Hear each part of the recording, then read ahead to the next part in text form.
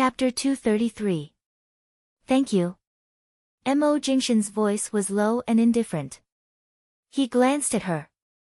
Who are you talking to? To you, of course. Jinwan held the water bottle without speaking. She then took a sip and calmly answered honestly. He did not speak further. Just as Jinwan was about to walk past him to leave the kitchen with the bottle, he abruptly held her in his arms. He pushed the woman who was holding the bottle carefully forward, forcing her against the wall opposite the refrigerator. Seeing that the man was angered by her words, Jinwan finally believed that he was not as indifferent as he appeared. He could control her emotions and her emotions. It turned out that this man was not always so calm. It turned out that he was also a mortal. He also had his emotions. She raised her eyes to look at him. What are you doing? Nanhang and Feng Ling are both outside. Even if you gave them 100 guts, they wouldn't dare to come in. Mo Jingshan's voice was as low and cold as ever. Repeat what you just said. Who are you saying thank you to? Jinwan, who am I to you? Jinwan's expression remained the same. Her voice was also calm. You used to be my husband. Then, we suddenly didn't contact each other for an entire month. Who would know who you are to me? Mo Jingshan raised his brows. Aside from throwing a tantrum, your attitude before and after drinking is basically the same. So, you don't intend to give any explanation for drinking behind my back. Why should I explain? Jinwan calmly looked at him. What I should guard against is not the problem of whether I drink or not, but my heart, right? She could not recall all the words she said that night after getting drunk, but she still had some impression of them. Even though she knew that it was not easy for him to appear, even though she knew how difficult this month had been, she still could not put down her pride. Even though some of the mistakes had come from her. But right now, she could not bring herself to smile. After being treated coldly for a month, it was as though she was placed in an icehouse. Mo Jingshan's eyes gradually revealed a faint smile. He watched as her stiffened expression was like a disobedient kitten. She was clearly soft and waiting for his touch, yet she insisted on acting stiff and forbidding. He lowered his head and moved closer to her lips. What? You're still so unreasonable now that you're awake. Jinwan rushed to move back, but the man had already kissed her. However, he only kissed her once on the lips before moving away. As she glared at him, he moved his hands away from her shoulders and placed them against the wall behind her. He lowered his eyes to stare at her. Why are you still angry? It's been a month, and you still haven't figured it out? The man stood under the kitchen light, his long shadow looming in front of her, blocking out most of the light. How would I dare to be angry? Just because you threw a tantrum, you were given the cold shoulder for a month. If I were angry because you didn't answer my call, I'm afraid you would directly draw a line with me, wouldn't you? Jinwan coldly glanced at him. Don't stand here and block me. Let me out. With that, she tried to push him away. In the end, her strength was always futile against this man. She pushed him a few times, but he didn't move an inch. Instead, the way he looked at her became deeper and deeper. She turned her eyes away, refusing to look at him. She frowned and said, Feng Ling is still injured. I don't want to talk to you about not answering my call. Compared to you stubbornly wanting to save face and purposely hanging up after one ring, which one is worse? Mo Jingshan stared at her face, speaking softly. That day, when I arrived in High City, I contacted the subsidiary company in advance. There was an emergency meeting, and after I left T University, the company's car came to pick me up. I put my phone on silent mode and placed it by the side. When I looked through the company's documents and picked up my phone, I saw that you had 2 missed calls. Jinwan did not speak, but her gaze remained unkind. Speaking of which, it's interesting. The man placed his hand against her neck. In this entire month, the first time you called, you hung up after 1 ring. The second time you called, it was already a month later. I didn't pick up, and you went to drink to drown your sorrows. Thinking about it, you're indeed living a carefree life. You can be so unrestrained when you're happy or unhappy. Even the reason you went to drink is so perfect. It was clear that these words were purposely mocking. Although the meaning behind it was not deep, it was an ironic mockery. Yet, it was aimed at her vitals. For a moment, Jin Wan was speechless. Nan Heng and Feng Ling were still outside. She really did not wish to cause any trouble here. Furthermore, the two of them had already stayed in the kitchen for long enough. It was necessary for them to leave. She was about to raise her hand to push him away again, but the man did not let go. If you still have any grievances, just say it. Don't keep it in your heart. Just say it. His gaze was too deep and too intense, binding her tightly against the wall. She couldn't escape, nor could she avoid it.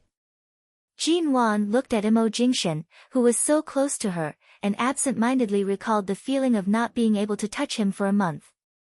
She gritted her teeth and said, "Didn't I already say earlier? How would I dare to have any grievances? In terms of temper, my temper isn't as big as yours. In terms of ruthlessness, I'm also not as ruthless as you." As she spoke, she leaned against the wall even more. Even though the distance between them was only a few hundredths of a millimeter, she still had to move further away. However, she was still in his arms. Mo Jingshan looked at her and then at her, subconsciously resisting his intimacy. His gaze was indifferent, and he did not give her a chance to move further away. He directly leaned down, using an absolutely oppressive posture to deprive her of her freedom. He leaned closer to her lips and said in a low voice, "If you want to calm down, I'll let you calm down. Is a month a long time? Previously, didn't you say that you wanted to live apart from me for 3 months and have a so-called long-distance relationship?" Jin Wan, a month was not a long time. But a month without seeing or receiving any news from him was really a very, very long time. It was so long that she began to doubt her life. Jin Wan could not hold it in any longer. Since she had already said it to this point, there was no need to suppress it anymore. She abruptly said, "Even if what I said that day may have touched your bottom line, and you're unhappy that I don't trust you, you just left like this for a month. During this month, you just left me hanging. Do you feel at ease?" "I didn't leave you hanging."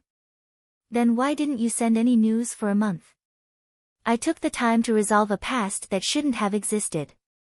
"Resolve? Past?" Although he didn't say it directly, Jin Wan understood him. A month ago, when she questioned him about that so-called fiancé, he said that he would deal with it. So, it turned out that he went to. Chapter 234. So, it turned out that in the past month, he had gone to solve those things. How did he solve them? This man always did everything without batting an eyelid. Jin Wan had thought that he was simply angry with her and gave her the cold shoulder for a month. It turned out that he was actually so decisive. She suddenly lowered her eyes. For a moment, she didn't even know what she was angry about. In the past month, had she calmed down? She had indeed calmed down, and she was way too calm. She glanced at Imo Jingshan again. "On my birthday, you were the one who made the cake. Why didn't you tell me?" As she spoke, she puffed up her cheeks unhappily, but this unhappiness didn't come from anger. Instead, she was annoyed that because of what happened in her previous life, she was too subjective and defensive when looking at certain things. Instead, she neglected too much warmth and detail. Perhaps, she was only annoyed. "You still know that I made those cakes? When I cut them one by one, I didn't see your heart ache," the man said half-jokingly, stroking her hand. "You're not angry anymore, En? What was there to be angry about?"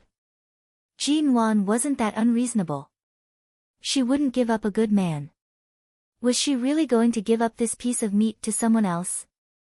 She wasn't a masochist. Jin Wan suddenly pulled down one of his hands that was leaning against the wall behind her. She held his palm that was much larger than her own. It was hard to imagine how he had the energy to make so many cakes for her that day. Whether it was the cream or the base cake, the taste was especially sweet and soft. This man could do everything so well. He was really impeccable. She held his hand in her palm and then held his slender fingers, whispering, "Then what do you want as compensation?" Mo Jingshan looked at her, and his eyes were full of smiles. He held her hand, lowered his head to kiss it, and then leaned over to kiss her lips. He pressed his lips against hers and said hoarsely in a low voice, "What do you think I need as compensation?" Jin Wan's body immediately softened from his kiss. She pursed her lips and said, "How about I make 21 dishes for you tonight? After you're done, you're going to throw them away right in front of me? Am I that childish?" "You mean I'm childish?" It had been a long time since Jin Wan cooked, especially after she came to Tea City. Right now, she was trying to think of ways to make up for her mistake by giving him a chance to take revenge and make him feel good. However, since he didn't appreciate her kindness, she couldn't be blamed. Suddenly, a few dong-dong sounds came from the wall outside the kitchen. Nan Heng knocked on the wall a few times. "You two, don't go too far. You've been in there for so long. Do you need me to take Feng Ling away and leave this room to you?" Jin Wan subconsciously tugged on Mo Jingshan's hand, rushing to leave. However, Mo Jingshan did not move. He pulled her back and took the opportunity to hold the little woman who was leaning against the wall to maintain a distance from him. He whispered by her ear, "Giving up the room to us is not a bad choice." Jin Wan, she pressed her hand against his chest. "Feng Ling was just injured, and it's clear that she's being chased by some unknown force.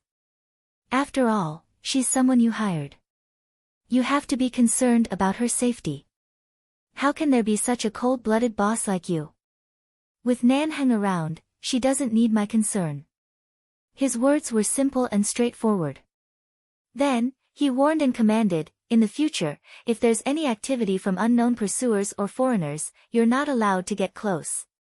Although Feng Ling's skills aren't bad, her background isn't simple. When the situation is tense, what you need to do is to take care of yourself, understand?" Today, when Jin Wan rushed into the alley with a baseball bat, it was probably because Feng Ling was there. She believed that Feng Ling would be able to handle it, so she had the confidence to rush in to help. Of course, she had the awareness to protect herself, but she wasn't too weak. Hiding whenever something happened wasn't her style. Of course, she wouldn't let others worry about her. "I know. When it's cold, you don't show up. When it's good, you're like a housekeeper, managing me," Jin Wan muttered. Mo Jingshan, when Jin Wan walked out of the kitchen, she saw that Feng Ling had put on her black sports coat. If it weren't for the fact that she was only wearing underwear inside and couldn't take it off, she would have taken off Nan Heng's black t-shirt as well. She saw Feng Ling sitting on the sofa with the coat on, as though the person who was injured earlier was not her. Aside from the fact that her complexion was paler than usual, there was no difference. Was this the reason she had received training? She couldn't even cry out in pain and had to endure all kinds of feelings as though they had never happened. "You're finally willing to come out. I thought the two of you would stay in my kitchen until the end of time." Nan Heng leaned against the wall outside the kitchen door with a cold smile. His eyes glanced at Jin Wan's expression, which had softened a lot. Without guessing, he knew that this little woman had probably been coaxed. Mo Jingshan placed his hand on Jin Wan's waist, encircling the little woman who was about to head to the sofa in his arms to prevent her from running away. He glanced at Feng Ling and the medicine box by her feet before shifting his gaze to Nan Heng's side. They went in such a big circle. Was their target her or you? Nan Heng's face was indifferent and he smiled lazily. "We're all working together in 11 base. Their biggest target is either me or her. What's the difference?" Mo Jingshan looked at him and said indifferently, "Your woman has been injured to this extent. You clearly want to personally uproot the nest of those trash, but now you can lean against here and smile as though nothing has happened. Even Jin Wan isn't as big-hearted as you." "Nan Heng, Jin Wan. What did it have to do with her?" Mr. Mo, I'm not his woman. Although you're my current boss, please don't put labels on me. Feng Ling spoke up, protesting unhappily. However, Mo Jingshan seemed not to hear her words and only glanced coldly at Nanheng. Nanheng was silent for a few seconds and temporarily put away his lazy attitude. These days, women are not easy to raise. Whether they're light or heavy, it's wrong to keep them by your side. It's wrong to let them go. Jin Wan didn't understand his words. Sitting on the sofa, Feng Ling's expression turned cold. Chapter 235. Although Jin Wan was held in Mo Jingshan's arms, she still silently shifted closer to him. Although she could not accurately capture the meaning of their conversation, she could still smell the faint smell of gunpowder. She had long known that Nanheng's background was not simple, and that the people involved in the arms business could not be simple either. However, she did not expect the severity of the situation to be deeper than she had imagined. In this aspect, it did not only involve the arms business, the country, and the underworld. There were many other problems that Jin Wan had not come into contact with. At this moment, she was only thinking about how Nanheng was so complicated. What exactly was his relationship with Mo Jingshan and Qin Sighting? She vaguely remembered that Qin Sighting had mentioned that he had saved Feng Ling's life in America. What about Mo Jingshan? What kind of role did he play between them? Compared to the coldness in Nanheng's eyes and Jin Wan's silent confusion, Mo Jingshan appeared especially unperturbed. The road to death is their own choice. It's not a big price to drag you down with them before they die. It was clear that Mo Jingshan was reminding them. Nanheng had naturally understood this long ago. Nanheng curved his thin lips coldly. I didn't bring Feng Ling back to the country purely to be your woman's bodyguard. Since I left her in the country, I've naturally hidden an ambush. If they want to come, they can come. I guarantee that if they come, they will die. Mo Jingshan patted Jin Wan's waist from time to time, his expression mild. Using your own woman as bait, only you, Nanheng, would do such a cold-blooded and heartless thing. Nanheng, Mr. Mo, I already knew all the missions and procedures at the base. Everything was my own choice, Feng Ling interrupted. This was probably the first time Feng Ling had spoken up for Nanheng in front of them, but her tone was clearly cold. Letting a woman protect you, is this something a man should do? Mo Jingshan ignored her, as though he was purposely provoking Nanheng, throwing a ruthless knife at him. Nanheng. The way you two are echoing each other, I almost suspect that Feng Ling has been brainwashed by your woman. When did she learn to cooperate with you? Jin Wan suddenly spoke up softly. Nanheng, Feng Ling was clearly speaking up for you earlier. Doesn't your conscience hurt when you said that? Although she did not understand the situation well, seeing Mo Jingshan, who understood the situation, criticize Nanheng in such a manner and seemed to be enjoying it, Jin Wan could not help but join in. Nanheng did not speak again. He suddenly narrowed his eyes coldly and looked meaningfully at Feng Ling. Feng Ling did not continue to say anything. She stood there in the sportswear stained with blood. By the time she left Nanheng's hotel, it was already very late. Even if T University didn't have a curfew, Jin Wan knew that she wouldn't be able to return to the dorm tonight. Mo Jingshan brought her back to T University's condominium. In the car, she asked, the solution you mentioned earlier, did you return to America last month? I have to do what I promised you. If I don't go there myself, how can I give you a perfect explanation? The man's voice was calm and low. It was one thing to guess it, but it was another to hear it from his own mouth. Jin Wan's heart immediately beat wildly from the heat. I'm not too calculative. It's just that what happened that time was too much of a shock to me. In that kind of situation, if I could still maintain my rationality and not question or vent at all, I'm afraid I wouldn't be a normal person. Or perhaps I don't care at all. However, I have no intention of forcing you to do anything, nor do I want to make things difficult for you. It's not difficult. You don't have to worry about this matter. I said I'll handle it, so I'll handle it. I definitely won't leave behind any future troubles.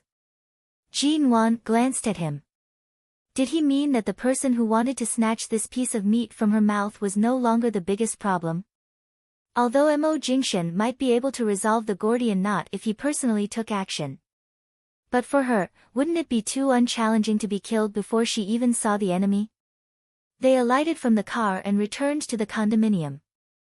Mo Jingshan immediately held her hand after alighting. The man's palm coincidentally held onto her hand. She turned to assess him and found that Mo Jingshan seemed to be maintaining his original state at all times. There was never any sudden changes. Regardless of whether it was his personality or his appearance, he was very stable. That night, the reason why I was able to relax enough to drink was because I knew Feng Ling was by my side. That's why I was so at ease. Jean Wan glanced at him again. That day, you didn't really bring me away from the place where I was drinking, did you? Did you not want me to see your drunken appearance when Feng Ling helped you out? Or did you not want me to know that you were so drunk that you couldn't even recognize my face? When Mo Jingshan heard her mention the matter of drinking, he initially ignored her. Only when he pulled her into the elevator did he cast her an indifferent glance. Jean Wan, there was no need to ask. It was clear that he had indeed found her in that bar. So at that time, she couldn't even recognize his face? No, that's not right. At that time, she only thought that she had seen wrongly and thought that it was an illusion. How could she not recognize Mo Jingshan's face? After entering the elevator, Mo Jingshan swiped the elevator card and did not look at her again. Jean Wan knew that she had promised him that she would not drink anymore. In the end, she still purposely used alcohol to drown her sorrows. Mo Jingshan did not want to bicker with her over such things when he had just coaxed her.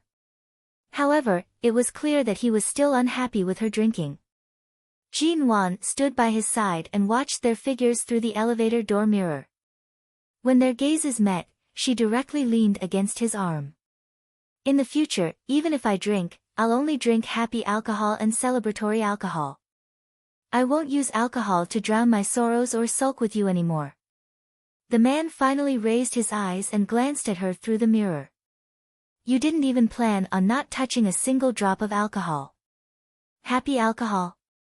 You sure know how many lines you'll cut off when you drink.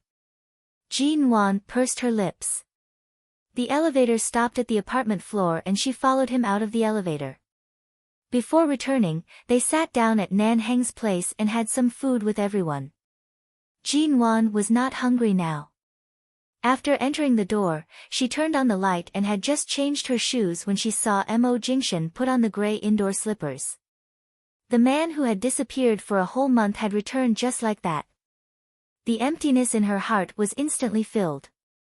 For a moment, she couldn't tell what kind of feeling she was feeling, but inexplicably, she was relieved. Recently, Jean Wan's schedule was too unhealthy and she was used to being sleepy. After all, it was almost 11 o'clock. She took off her coat and went straight into the bathroom, planning to take a shower and go to bed. Because she was too sleepy, she didn't even soak in the bathtub but directly took a shower under the shower head. However, the bathroom door suddenly opened. She raised her sleepy face and didn't react for a moment. She only saw the man in a shirt and trousers step on the water stains on the ground and come over in the white mist. The man's arm circled her waist, and with the other hand, he turned off the bathtub and immediately picked her up by the waist. Jean Wan was a little sleepy. I haven't finished my shower yet. What are you doing? Let's shower together later. Dash. Chapter 236. Jean Wan was carried out of the bathroom by him. She didn't even have a towel, let alone clothes. Naked, she was directly brought out of the bathroom by the man. What time is it now? Although Jean Wan was sleepy, every time he touched her whole body was extremely sensitive. In addition, she wasn't wearing any clothes, and the slightly cold indoor air touched her skin, making her particularly sensitive. He was going to carry her back to the bedroom, but because she was naked, Jean Wan squirmed uncomfortably in his arms. He finally couldn't restrain himself. Although he hadn't touched her for more than a month and wouldn't do anything to his lower body every day, the moment this woman pressed against his arms, the self-control Immerse was most proud of instantly disappeared. The man's sudden kiss was slightly more urgent than Jin-won had expected. Before they reached the bedroom, he pressed her down on the long table behind the sofa with several books. Although this seemingly gentle man's style in bed was never as gentle as his appearance, Jin-won still couldn't resist him. Immerse, be gentle, he lowered his head to kiss her. He made a vague sound and didn't show any signs of slowing down. She protested softly, let's go back to the bedroom. He kissed her lips and chuckled hoarsely. No, I can't wait. Jin-won. It's only a few steps from the bedroom. Do you think it's necessary? Including the half a month before your birthday, I've been a vegetarian for almost a month and a half. Do you think it's necessary? The man's hot and husky breath pressed against her ear. He kissed and bit her earlobe, burning the sensitive spot on her ear. Do you think your husband is a saint? Do you think he can watch you close the door and sleep after taking a shower? But it's cold and hard here. Being stared at by the man's ink-like eyes, Jin-won suddenly felt that she was about to burn. She forced herself to appear calm and composed, but in fact, a small flame had already leaped up in her heart, burning brighter and brighter. Just as she finished speaking, the man who had been pressing her against the table easily exerted a little force. Her entire body was suddenly turned around, and in an instant, she was leaning against the edge of the table and holding her in his arms. The man pinched her chin and kissed her again. He pried open her teeth and attacked her. He swept across her teeth even more fiercely and domineeringly than usual, bringing her into his mouth and kissing her inch by inch, not letting go of any part of her. It had indeed been a while since they were intimate. Jin-won thought she was very calm in this regard. Although Immerse teased her until she couldn't control herself, at least the two of them had gone through the stage of inseparable entanglement. These few months of separation shouldn't be a big deal, but this sudden and different kind of stimulation, in this kind of place, in this kind of position, Immerse clearly took into consideration that it had been a while since she last did it and that it would be difficult for her to adapt. Although he was already like an arrow on the bowstring, he still patiently released her. Soft and dense kisses landed on her neck and ears. He sucked on her earlobe, bit on her collarbone, and moved downwards. Jin-won was stimulated to the point that the corners of her eyes turned red. She bit down and was forced to shrink back. The living room light landed on her fair, delicate, and beautiful skin. She softly and hoarsely said, "Don't, itch." The man ignored her. His hands slid down the white skin of her thigh. Jin-won moaned softly and sobbed. Immerse, what did you call me? Immerse's hand paused. He darkly glanced at her. Jin-won, hubby, it had been a while since she called him this. She couldn't react in time. In the end, her soft and delicate voice caused the man's gaze to darken. Jin-won saw his extremely dark and thick gaze. When he looked at her, it was clear that he would not give her any leeway or chance to retreat. Tonight, he would definitely not let her off so easily. Immerse lowered his eyes, watching the woman he had been holding in his arms the entire time. Because of his teasing, she was sitting weakly on his lap. Her exquisite, fair body was exposed under the light. The veins on his forehead were about to pop. Do you really like to call me by my full name? His voice was terrifyingly hoarse. His head moved closer to her ear, softly and unhurriedly saying, "In a while, I'll let you shout to your heart's content. Remember not to cry." The man's brazen threat caused Jin-won to involuntarily shrink into his embrace. She felt that there was really no way for her to sleep tonight. Without waiting for her to speak, his still mischievous fingers directly invaded her. "Even if you cry, I won't let you off." Jin-won whimpered, unconsciously shrinking her body. Her entire body was dyed with a faint rose color. Her hands trembled as she grabbed his arm, using an undetectable amount of strength to push him away. "Wait a minute," should we first decide on a time to end? If I don't sleep for an entire night, I really won't be able to take it. I can't wait. Mo Jingshan did not give her any chance to speak. The movement of his fingers had already brought out all of her senses, which she could no longer control. Jinwan buried her head into his neck, her nails digging into his back. Her lower lip was bitten until there was a white mark. Her entire body was stimulated to the point that her eyes were covered with a layer of mist. A drop of water flowed out from the corner of her eyes. I still have classes tomorrow, you're suspended from classes tomorrow. The man bit down on her neck, his voice extremely hoarse. Suspended? What suspended? How did you know? I didn't even hear about it. As an investor of T University's library, I've directly given you the title of an honorary principal. If I say that classes will be suspended tomorrow, who dares to not do so? Jinwan, tomorrow was the weekend, and it was true that there were only a few classes and Professor Lin's class that would occasionally have supplementary classes.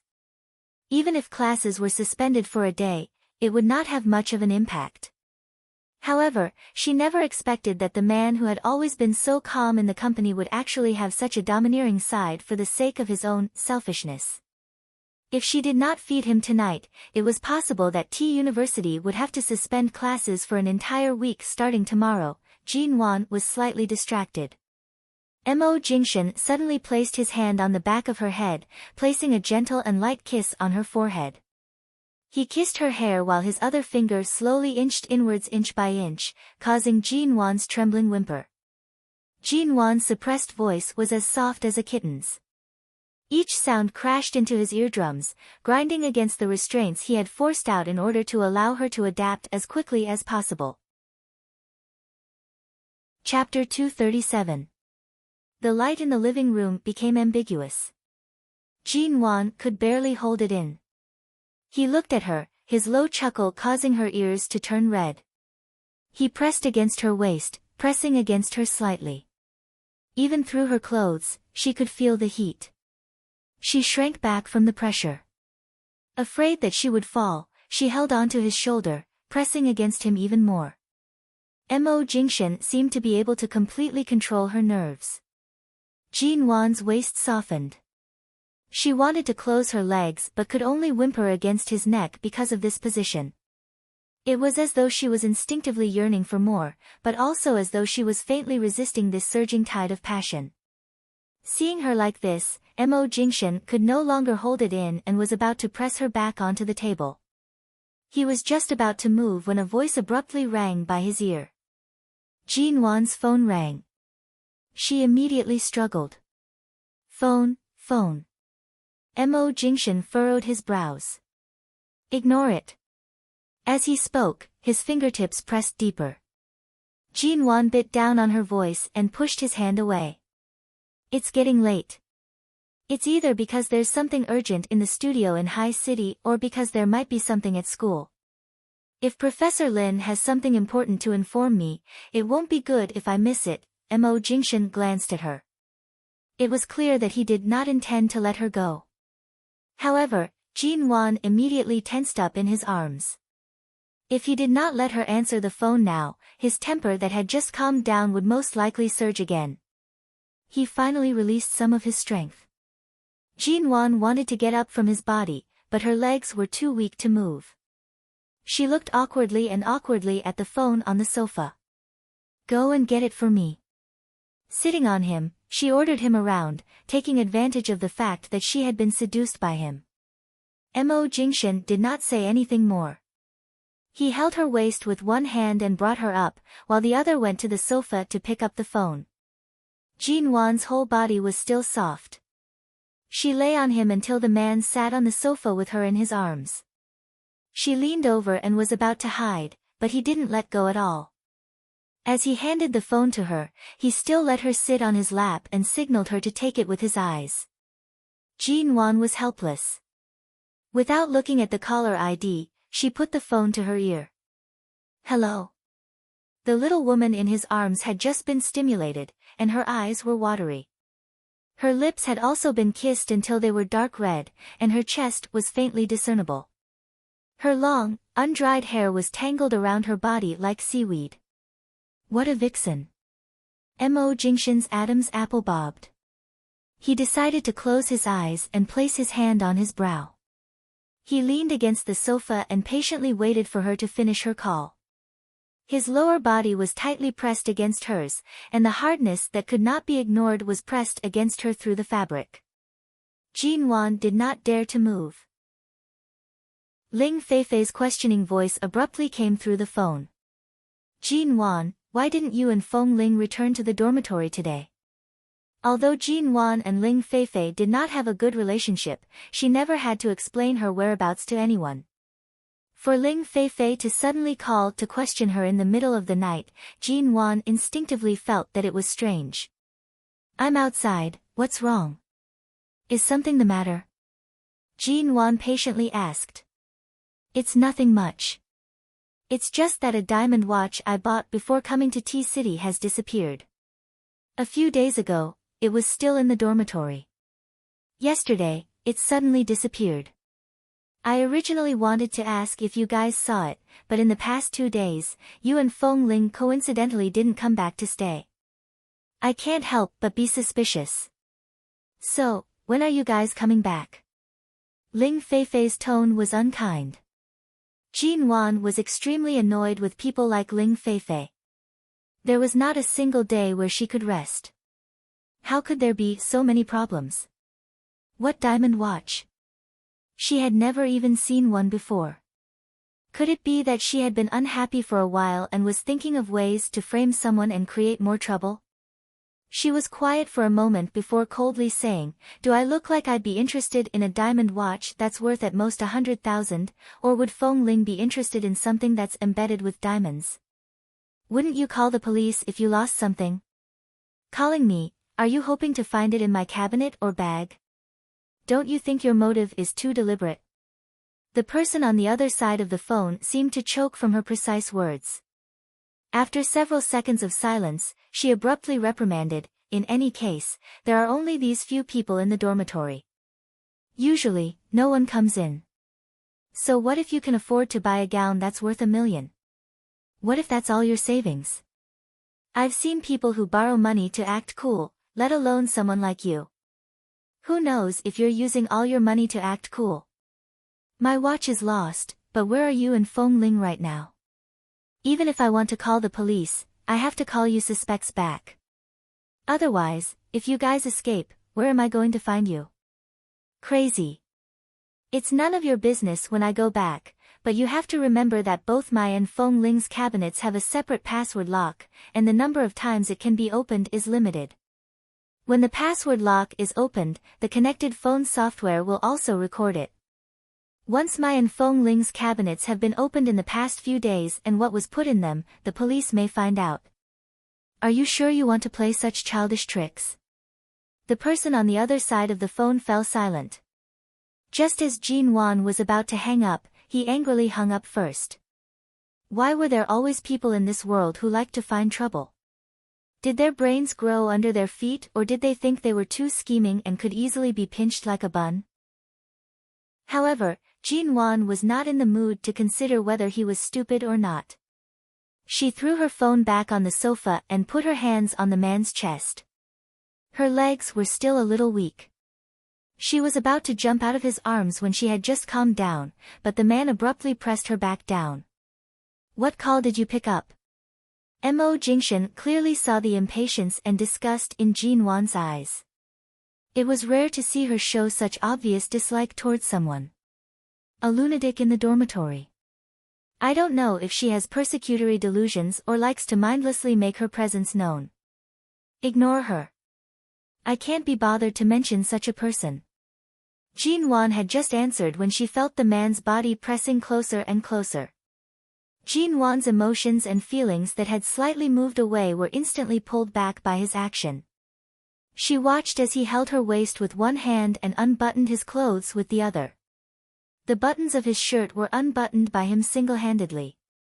This visual effect was truly indescribably seductive. Especially the man's gaze, which was very deep and dark. Are you really not going to return to the bedroom? Earlier, he clearly waited for her to answer the phone. Chapter 238. I'll go back in a bit. The man had yet to finish speaking when Jean Wan's leg was abruptly held by him. Her vision suddenly spun as she was pressed against the sofa by the man. She raised her eyes to meet the man's dark and deep eyes. In an instant, she actually began to stutter.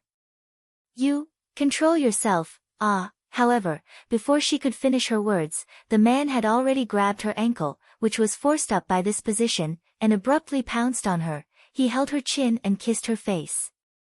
Jean Wan's hair was messy, and her face was flushed. She was so charming that it was indescribable. Soft moans escaped from her mouth. It was as though she was enjoying it, but at the same time, it was as though she was being tortured. She subconsciously clenched the sofa beneath her. The man bent down to kiss her sweaty face. His voice was tight and hoarse as he pressed against her soft lips, asking vaguely, "Did you miss me?" N.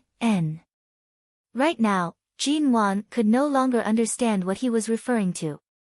Are you still going to throw a tantrum with me in the future? N. How can I guarantee that my emotions will always be at the same level? It can't be that I won't even allow you to throw a tantrum. You can throw a tantrum, but you can't throw a tantrum, especially when it's related to misunderstandings. If you can clear it up, then clear it up. You're not allowed to lock yourself in the room again, and you're not allowed to let your imagination run wild. At such a time, the man was shockingly calm. Although his voice was hoarse, he slammed against the sofa even harder, causing Jean Wan's mind to go blank. She was completely unable to hear what he was saying. Mo Jingshan controlled his temper and asked hoarsely again, "Are you still going to lock yourself in the room and not come out?" This time, Jean Wan roughly heard it clearly. She opened her eyes slightly and looked at the man above her. His eyes were like the surging waves of the boundless ocean. They were heavy and focused on her body. Jean Wan looked at his gaze and felt as though she was about to drown. Her heart beat wildly. Sorry. Jean Wan felt that she really wasn't rational enough at that time. Previously, she was stubborn and wanted to save her face. Right now, even that bit of temper that she shouldn't have was gone. He bent down and pressed his lips against hers. It was a very light, delicate, and gentle kiss. The sensations beneath her grew more intense with each layer, almost drowning her. Jean Wan raised her arms and wrapped them around the man's neck with some difficulty.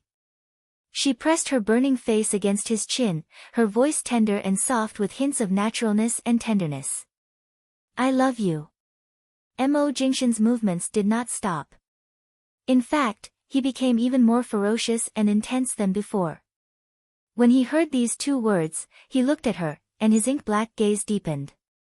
He suddenly kissed her again, stealing away her breath. Jean Wan. After starving for so long, she knew that she could not help. Jean Wan didn't know which of her words had agitated him, but those two words suddenly spilled out of her mouth based on her feelings. Afterward, she almost forgot what she had said to him, but this night, she was tormented from inside out by this man. In the end, when she was so stimulated that she almost lost her voice from crying, the man abruptly bit her lips, swallowed her hoarse voice, and pressed her firmly into his arms. The next morning, Mo Jingshan's biological clock was earlier and more punctual than Jean Wan's. Although Jean Wan slept soundly in his arms, when the man rose, she still felt something. However, she was too tired to open her eyes. The man who had just gotten up gently lifted the quilt and got up so as not to wake her up. He seemed to have been watching her for a long time. The two of them had been together for a long time. Even if Jean Wan didn't open her eyes, she could feel the man's gaze on her face. He was very focused and did not move away for a long time. Just when she was half asleep and considering whether she should get up directly, the man kissed her on the face and got out of bed.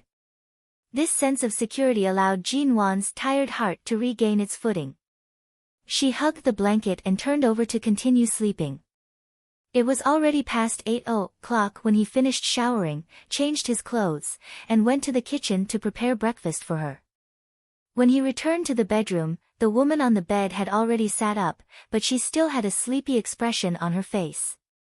Her hair was messy and scattered behind her shoulders, and she was wearing the nightgown he had helped her change into last night after taking a shower. Jinwan really did not have enough sleep. Last night, this man was really too cruel and inhumane. However, right now, she was indeed hungry. She smelled the scent of breakfast, and it was even made by Great Boss Missouri himself. Just the smell alone was enough to entice her to wake up. Mo Jingshan casually buttoned his sleeves, walking toward the bed with his long legs. "You're awake. Get up and wash up. Have breakfast." Jinwan raised her sleepy eyes. "Can I come back to sleep for a while after breakfast?" When she raised her eyes, she saw that the man had already finished washing up. His black shirt was different from the white one from yesterday, but it was still incomparably handsome.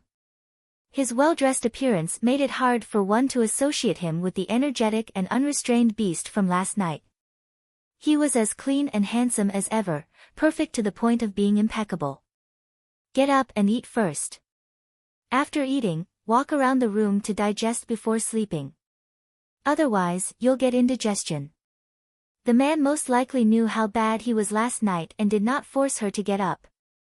He said in a heavy voice, "The breakfast is still warm. Do you want to wait until it's cold before eating?" Jinwan rushed to remove the blankets.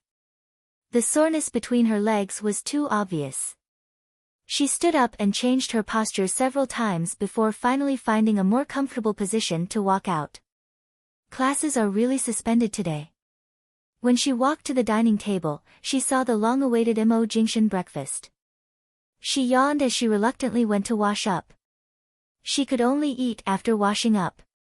"And, classes are suspended. So you can continue sleeping at home. There's no need to worry about whether you'll miss Professor Lin's class." The man placed the cutlery on the table. Jinwan stood in the bathroom to brush her teeth. There was clearly a bathroom in the bedroom. Although she had seen this side of Mo Jingshan before, it was truly rare. She really wanted to see it, so she stood there and brushed her teeth while watching the man's back view under the morning sun. After washing up, they sat down to eat. Mo Jingshan understood her appetite very well. He made just enough food for 2 people. However, after eating with him, Jinwan did not move from her seat. She looked at the man who was about to take the dishes to the dishwasher and raised her face to say, "I'm not full yet. I want to eat another bowl of noodles. A small bowl is fine too, dash." Chapter 239. Jinwan was clearly acting coquettishly, even her tone was soft. Mo Jingshan rubbed her head. "Are you sure?" Jinwan nodded. "I'm sure." If Mo Jingshan's memory was correct, the amount of food she ate for breakfast was just right. However, from her expression, it seemed like she was not full yet. "What kind of noodles do you want to eat?" "Anything is fine as long as you cook it." "Are you sure you can still eat?" He did not ask further. "Wait, I'll go cook." Jinwan was really not purposely acting coquettishly. After being tormented by the man for an entire night, it was only right for her to ask for some interest. Furthermore, her appetite had increased significantly recently. Although her weight did not increase and she was still as thin as before, every bowl of Mo Jingshan's breakfast made of love counted. After all, it was something that could only be chanced upon. 3 days later. "Jinwan, it's been several days since you've returned to the dormitory. You mustn't be late for Professor Lin's morning class today. I heard from Professor Lin that the person who invested in T University's library has officially become our school's honorary principal. This morning, there will be a meeting with the school leaders in front of all the teachers and students. The honorary principal should also say a few words. I'm not sure what the situation will be like today, but right now, the students around me are all very excited. You must remember not to be late, Bai Wei kept urging her over the phone. Jin Wan, I understand. I'll be there soon. Hurry up, you can't be absent today. All right. I'll be there soon. Jin Wan hung up the phone while glancing at the so-called T University's newly appointed honorary principal who was resting with his eyes closed in the back of the car. Bai Wei's call was naturally to remind her not to be absent. After all, the MO Corporation's status in the country was not simple. For the business and enterprise management students, to have the opportunity to interact with the rumored CEO MO was indeed a grand event that they could not miss. You'll be going to T University today? She looked at the man and asked with some hesitation. MO Jingshan glanced at her and reached out to pull her in. He kissed her face and warmly said, I was strongly requested by your school leader to speak a few words. I'm not interested in such an occasion, but since I've already given T University so much face for you, I'll do my best to see it through to the end. That's right. After all, since Mo Jingshan had agreed to invest in T University, he wasn't joking. No matter what, he had already shouldered the responsibility for this matter. Besides, he was already an investor on the board of directors and an honorary principal. If he didn't give T University any face, he would basically be treating the school leaders like playthings. Jin Wan could see that Mo Jingshan was considerate and polite to the managers of the education industry, so she wouldn't embarrass them too much. At this time, the driver was driving, and Jin Wan and Mo Jingshan were in the back row. Mo Jingshan didn't let go of her after hugging her, nor did he let her go back to her seat. When he passed by a traffic light intersection, his phone rang. When they reached a traffic light, Mo said. He answered the call. After crossing the intersection, they had already arrived at T University. Jin Wan saw that she was going to be late. Seeing that Mo Jingshan was on the phone, she did not waste any time. She threw him a glance, nodded politely at the driver, and got out of the car. Mo Jingshan listened to the call. A moment later, he was quiet and indifferent. Where are they now? Hearing the reply, Mo Jingshan's gaze was calm and unruffled. I got it. Jin Wan thought he was going to have a meeting. In the end, all the teachers and students entered T University's largest stadium at the same time. The 7,000 to 8,000 students were all seated. She did not expect there to be such a big crowd. As expected, no matter how low-key Mo Jingshan was, his status was still there. If someone wanted to invite him to say a few words, they did not dare to put on a show for fear of being neglected. But, there were too many people. T University's stadium had a capacity of around 15,000 people. Right now, half of the seats were filled with students. The other half was covered by a curtain, and only this half was open. Because they were basking in Professor Lin's light, the students in his class were all seated in the first 3 rows. They could clearly see the person on the stage. Behind them, several students were discussing in low voices. I wonder what the legendary CEO Mo looks like. I heard he's very handsome. Haven't you seen CEO Mo's photo? He's already very handsome. Ah, do you have a photo of him? I haven't been able to find it. Most of the photos I've found on the internet are from his side profile or from a blurry angle taken by business reporters. I've never seen his face, but just his side profile is already very mesmerizing. I reckon he's super handsome. He has to be super handsome. Do you think that Hai Cheng's 2 male gods, Nan Qin and Bei Mo, are just rumors? Then hurry and show me the photo. I don't have any either. It's only from his side profile, but I've studied every angle. It's enough to confirm that CEO Mo is a 360-degree man with no blind spots. He's so handsome that it's suffocating. They were still whispering to each other, but Jin Wan glanced at the school leaders on the stage, and the corners of her lips curled up slightly. In fact, there were times when a student's world was very simple. Although she did not like it when her man was stared at by various women who drooled over him, right now, she really felt as though she was sitting among her husband's fangirls. Even Bai Wei, who was usually calm and collected, was clearly filled with strong anticipation as she sat by Jin Wan's side. There was no need to mention Ling Feifei, who sat by the side. Her eyes were about to pierce through the curtains, wanting to drill in to see if the legendary CEO Mo had arrived. T-City could not be compared to High City. No matter what, the people here did not interact much with the Mo Corporation. Even in High City, there was basically no chance of meeting Mo Jingshan. However, at the very least, the people there had a good understanding of the Mo Corporation's background. Although Mo Jingshan had many fangirls, most of the unmarried young ladies in High City had already seen through reality. They knew that this man was unattainable. Although there were still a few weirdos who persisted in finding trouble with Jin Wan, they were basically negligible existences.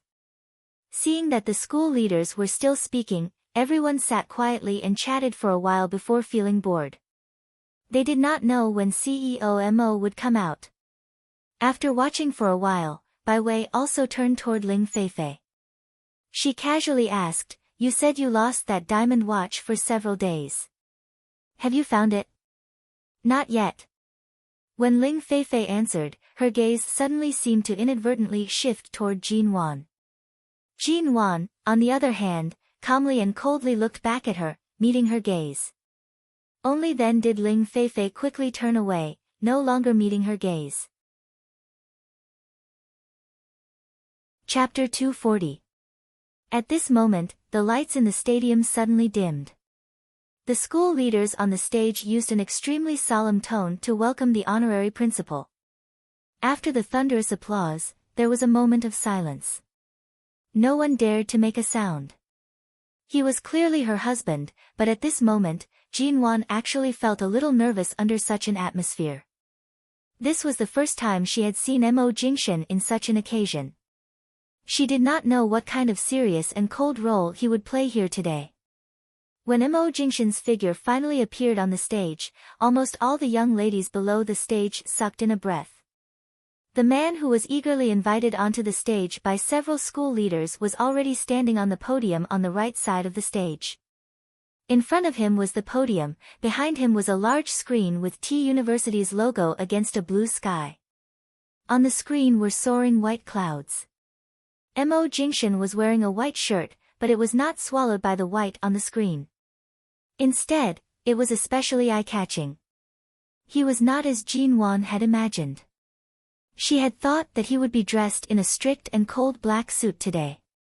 She had thought that he would use the most decisive and ruthless methods to catch people off guard in certain important meetings.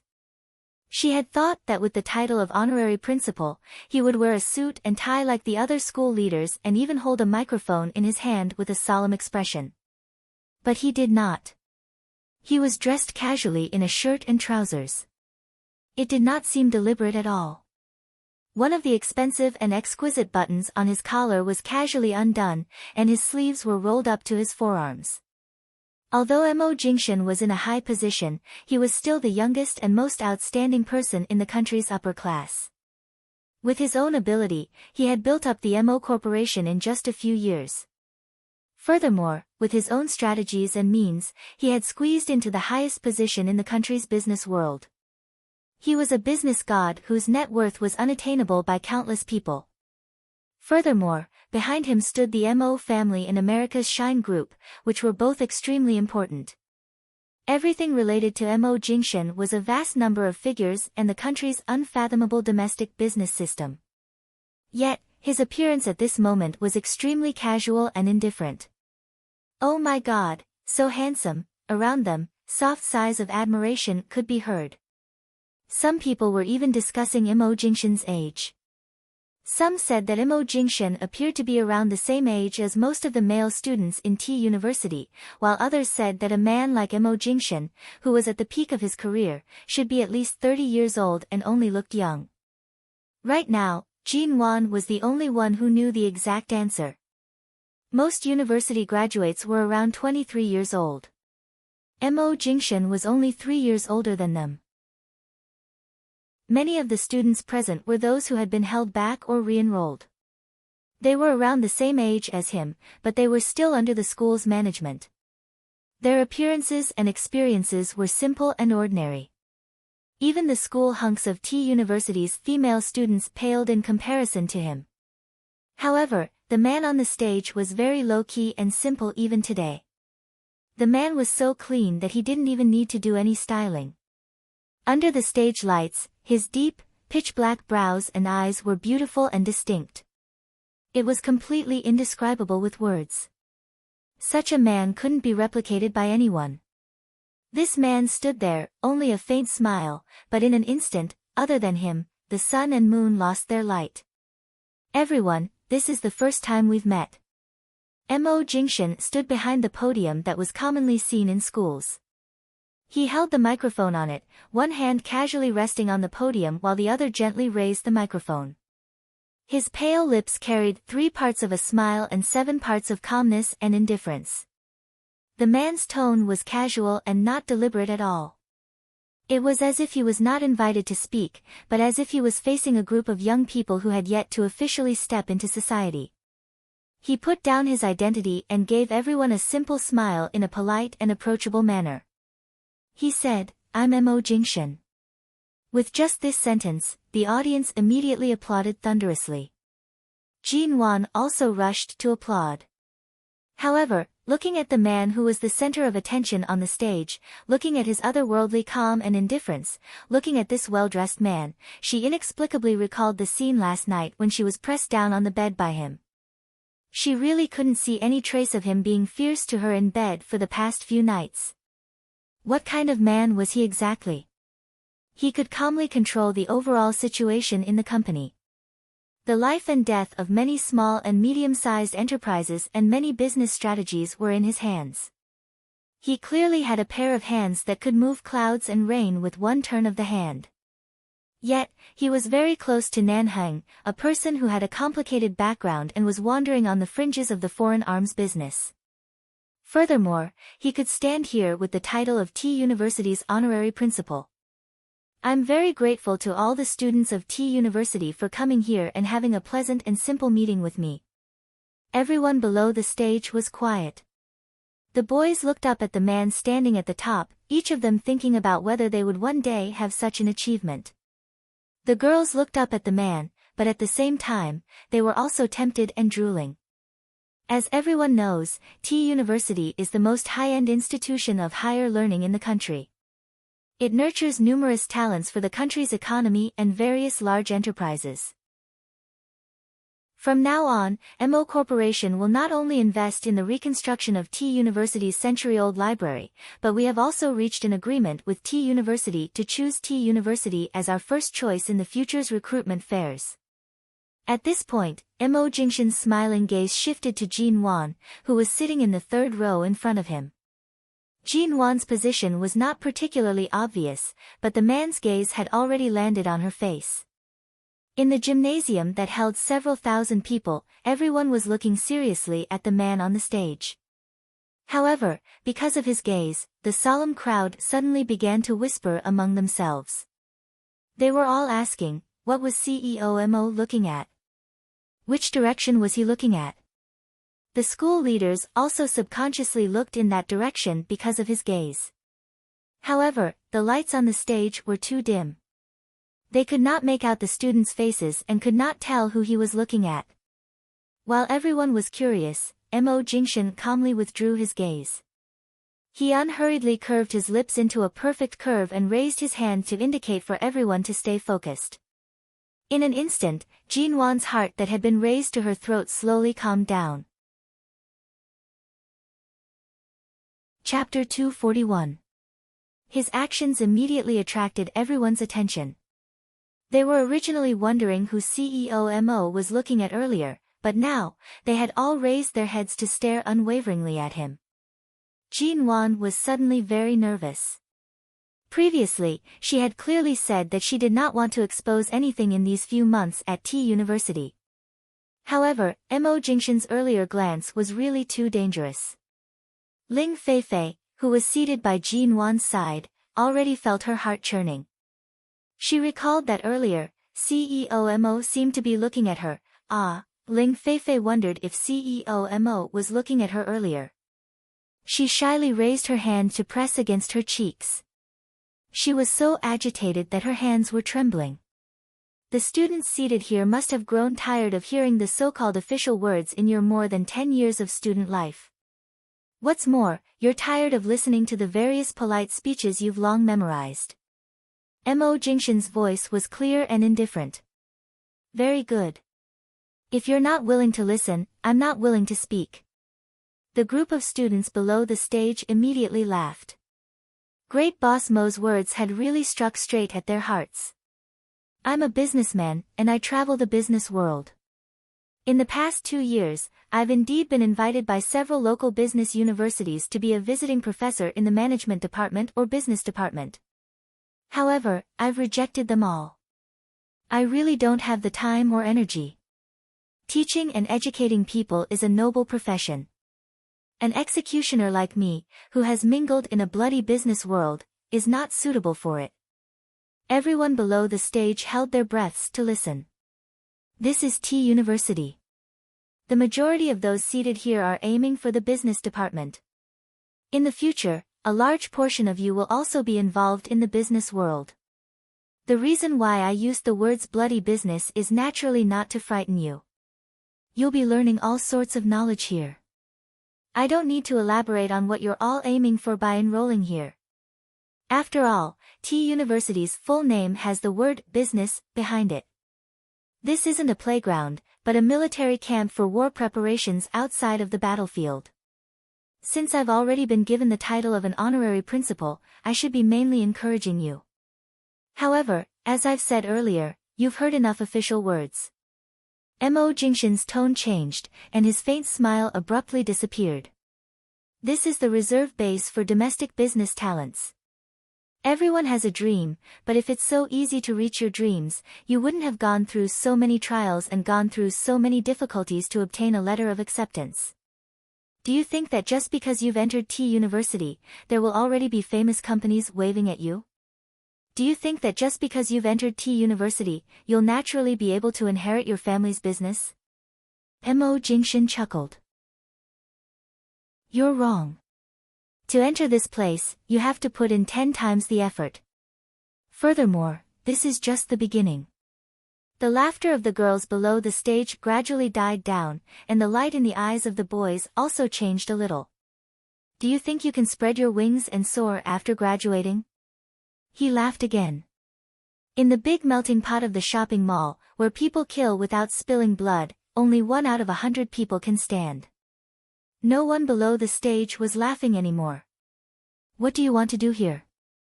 Aside from learning basic skills, you also need to train your heart. In this short period of time, there are already some who are destined to be eliminated. If you don't want to be eliminated, start working hard today. At least it's better than being chased off the stage. You'll be able to grasp the tail of opportunity better. This was a psychological attack. After all, the students who were able to enter T University all thought of themselves as very capable and proud. There were also many business students who had their eyes on the top of their heads and thought that they were unparalleled in the world. Only this kind of psychological attack would be able to get them to listen. It was also the most effective type. Initially, the school leaders were scared witless, thinking that CEO Mo was here to tear them down. However, after listening to the end, they finally put on smiles of admiration and joy. Amidst the silence, only Jean Wan smiled. To be able to speak so patiently to a group of students, she had truly witnessed another side of Mo Jingshan. She did not laugh out loud, nor was it very sudden. However, Mo Jingshan's gaze suddenly landed on her face. The faint smile on the man's lips did not diminish, but the color of his eyes deepened. After pausing for a moment, he smiled slightly and aimed at the microphone, asking clearly, the female student in the third row, 5 seats away from Professor Lin, can you tell me, why are you smiling? Jean Wan, translator, Henyu Translations editor, Henyu Translations in the silent stadium, the thousands of students immediately turned their gazes to the direction of the third row, searching for the person 5 seats away from Professor Lin. The people in the back row couldn't see clearly, and the people in the front row couldn't see clearly because the lights were too dim. Only those closest to Jin Wan were able to accurately direct their gazes toward Jin Wan's face. Amidst the silence, Jin Wan watched the smiling man on the stage. He was smiling, but in her heart, she was gritting her teeth. He did it on purpose. Thus. Intentionally. Intentionally. This speech was indeed not very official. From the initial blow to the final uplifting speech, it was truly fascinating. When Mo Jingshan placed the microphone down and turned to leave the stage, there were still many students who wished for him to continue speaking. The school leaders once again began to speak about various official pleasantries. After another half an hour, they finally ended. The students all rushed out of the stadium. Jin Wan was originally about to leave with everyone when Ling Feifei suddenly turned back. Her sharp eyes caught sight of Mo Jingshan, who was currently speaking with the school leaders behind the curtains. Seeing that Mo Jingshan had not left, she abruptly and quietly turned back by herself.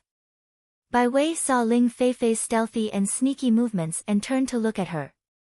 At the same time, she also noticed the scene behind the curtains.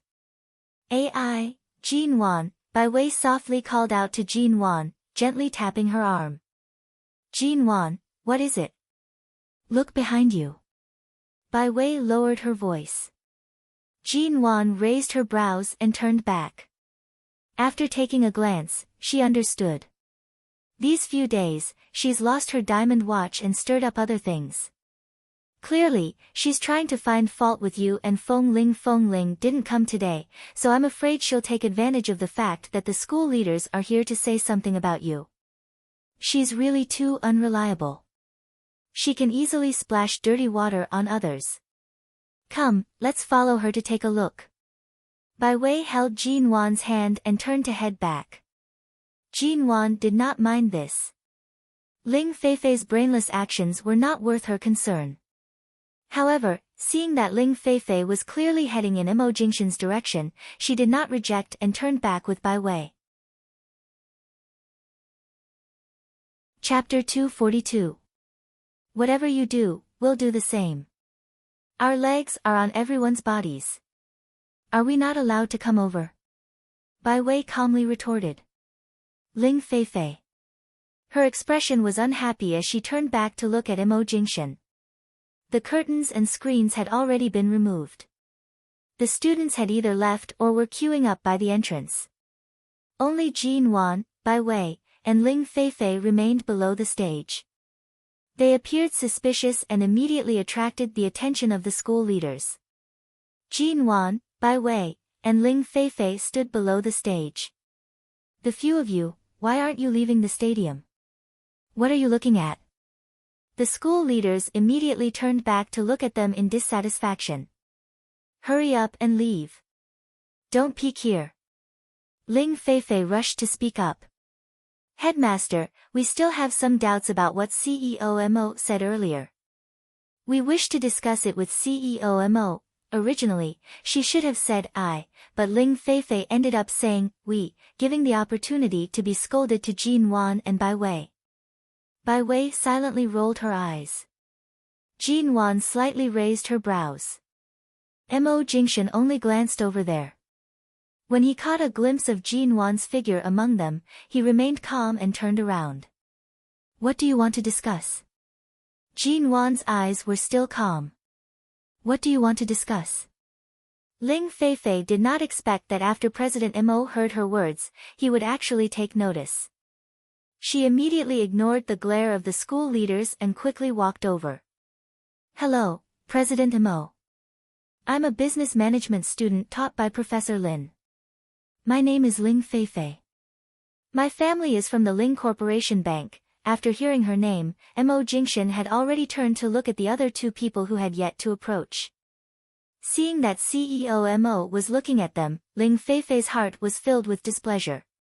However, she forced a smile and said, those two are in the same class as me. They also live in the same dormitory. Like me, they're both Professor Lin's students. The school leaders saw that these female students were clearly here to pester or spout nonsense. They were about to step forward to stop them when Imo Jingshan's gaze caused them to retreat. Oh. They're all Professor Lin's students. Imo Jingshan smiled. It seemed like when CEO Imo mentioned the person 5 seats away from Professor Lin, he did not pay attention to Jin Wan's appearance at all. It had only been a short while, but he did not recognize that they were the ones sitting very close to Professor Lin. The smile on Ling Feifei's face deepened. She suddenly said sweetly, CEO Imo, I really don't quite understand what you just said. If you're not busy, would you mind having a meal together? The school leaders, by way, Jin Wan, this was too brazen. Jin Wan had met a lot of rivals in love, but no matter which one of them was, at least, scheming. She had never met anyone who directly asked to have dinner with Imo Jingshan in front of her. Compared to the speechless expressions of the others, Imo Jingshan casually glanced at Ling Feifei, asking without emotion, if you have anything to say, just ask. Why do we need to eat? It's almost noon now. President Imo must be hungry. Anyway, it's time for lunch. Let's talk while eating. Ling Feifei smiled sweetly, as though she thought that her beauty could move the man before her. Although Jin Wan and Bai Wei approached, Jin Wan did not speak. Instead, she wore a slight smile on her face as she watched this scene. It was as though she wanted to watch Imo Jingshan's show. That's true. It's indeed almost noon. The school leaders suddenly interjected. CEO Imo, we've already arranged a place for lunch. The other school leaders and leaders from the city's education department will be coming. Why don't you join us for lunch? Hearing the school leaders' interference, Ling Feifei could not pull a long face even if she wanted to. She thought for a moment and suddenly reached out to pull Jin Wan over, saying, CEO Imo, my roommate is also from High City. Although she's only the manager of a small studio in High City, she doesn't have many opportunities to meet you. However, she actually managed to meet you in T City, which is thousands of miles away from High City. Isn't this a rare fate? CEO Imo, give me some face. Let's go for lunch together. Jin Wan was about to push her away when she heard her next words, and her lips trembled. She subtly pushed Ling Feifei's hand away and turned her gaze to Imo Jingshan. The man looked at her meaningfully and asked with a light smile, you're from High City? Jin Wan, CEO Imo is asking you a question. Are you scared, silly? Hurry up and answer. Ling Feifei reached out to pull Jin Wan, but Jin Wan purposely kept her distance. When she reached out, she returned to Bai Wei's side. To avoid awkwardness, Ling Feifei smiled and turned to look at Imo Jingshan. CEO Imo, don't mind them. My roommates are all shy. Actually, they really want to have a chance to talk to you. Imo Jingshan held back a smile as he glanced at Jin Wan. When he withdrew his gaze, he did not look at Ling Feifei again. At the same time, the school leaders came over to say, CEO Imo, the leaders from the education department and the principal are already preparing to head to the restaurant.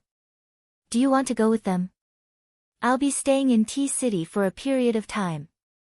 There's still plenty of time for me to eat with the school leaders. There's no rush, Imo Jingshan calmly said. Many years ago, when I was studying abroad, I've long heard about the university cafeterias in the country. Since it's already lunchtime, and since my classmates have invited me so warmly, why don't I follow you to T University's cafeteria for a walk and have lunch here? How about it? Ah. T University's cafeteria. Ling Feifei's dream of sitting with CEO Imo in a certain Western restaurant was instantly shattered. Bai Wei, who had not interjected all this while, finally spoke up. CEO Imo, if you really have such plans, T University's cafeteria is naturally the best choice. The chefs in T University's cafeteria are really skilled. It can be said that they are better than any other university's cafeteria in the country. Do you want to try it with us? The school leaders were about to collapse. What kind of god was Imo Jingshan? In the end, he refused to stay in the 7-star hotel that the school leaders had arranged for him. Right now, he didn't even want to go to the best restaurant the school had arranged for him. He actually wanted to squeeze into the cafeteria with a bunch of students. What kind of taste was this? Or was it some kind of hobby? However, Mo Jingshan had already personally spoken. The school leaders originally wanted to tactfully mention it again.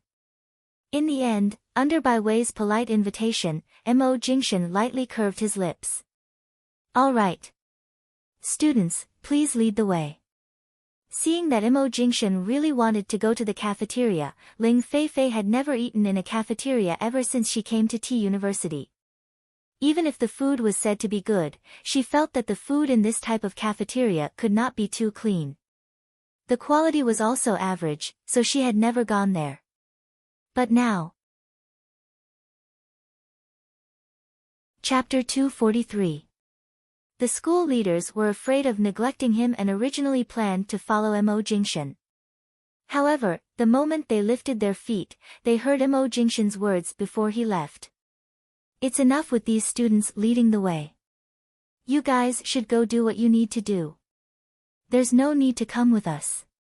Mo Jingshan did not plan on letting them follow him. The school leaders were not foolish. They could tell his intentions and did not follow him. After thinking about it carefully, they felt that the 3 female students wouldn't be able to stir up any trouble in front of Mo Jingshan. Even if the 3 female students had any unruly ideas, they wouldn't be able to hide from people like Mo Jingshan. They didn't need to worry too much about it. There were indeed many people in the cafeteria. Due to Mo Jingshan's sudden appearance, the students in the cafeteria were in an uproar. Although the school leaders did not dare to follow them, they still sent security guards to maintain order in the cafeteria. The students who were rushing toward them were all chided by the security guards to return to the cafeteria and queue up. Not a single one of them was allowed to walk around Mo Jingshan. After Mo Jingshan entered, he calmly scanned the surroundings and stood at the back of the crowd. Seeing that the great CEO Mo was actually queuing up in the cafeteria, the people in front took the initiative to give up their spots. Mo Jingshan thanked them but did not go over. He remained standing in his original spot. Right now, Jin Wan and Bai Wei stood behind Ling Feifei, while Ling Feifei stood behind Mo Jingshan. Furthermore, she purposely stood very close to him. There were 2 people between Jin Wan and Mo Jingshan. There were quite a number of people who wanted to give up their spots. Gradually, some of them were embarrassed to stand in front of Mo Jingshan. Seeing that Mo Jingshan did not move to the front, they all consciously moved to the back. The long queue gradually shortened until they became the center of the line. The people in front who were almost there did not pay much attention to the back. After all, there were several lines here. Some people did not give up their spots. Ling Feifei saw that these people were not aware of it and suddenly walked to the front, rudely chasing them to the back. When the people in front realized that CEO Mo was queuing with them, they rushed to the back of the line. Mo Jingshan's indifferent gaze swept past them. He spoke to the spoiled Ling Feifei in an unperturbed and emotionless voice. If you don't have the awareness to line up properly, you should at least learn not to decide for me whether to stand at the front or the back after I've already made my intentions clear. You don't have the right to chase away anyone who's queuing according to the rules. Ling Feifei, who had been proudly showing off to everyone that she was the closest to CEO Mo, was suddenly scolded by Mo Jingshan's expressionless and cold voice. She immediately bit her lips heavily, her brows showing a hint of unhappiness and stubbornness. CEO Mo, I'm only doing this so that you can quickly taste the canteen's food. Furthermore, your time is precious. Lining up is too much of a waste of time. That's why I want everyone to consciously give up their spots. Mo Jingshan coldly and indifferently said, then you'd better learn to put away your self-righteous thoughts. Ling Feifei had initially thought that CEO Mo had a slight impression of her, which was why he had agreed to have a meal together. He had even lowered himself to come to Tea University's canteen. She did not expect that he would not give her any face. Ling Feifei felt extremely embarrassed.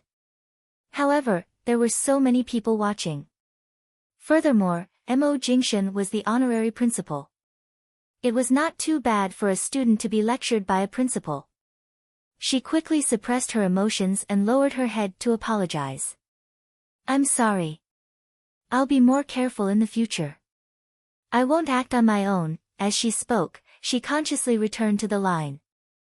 Bai Wei and Jin Wan were very close.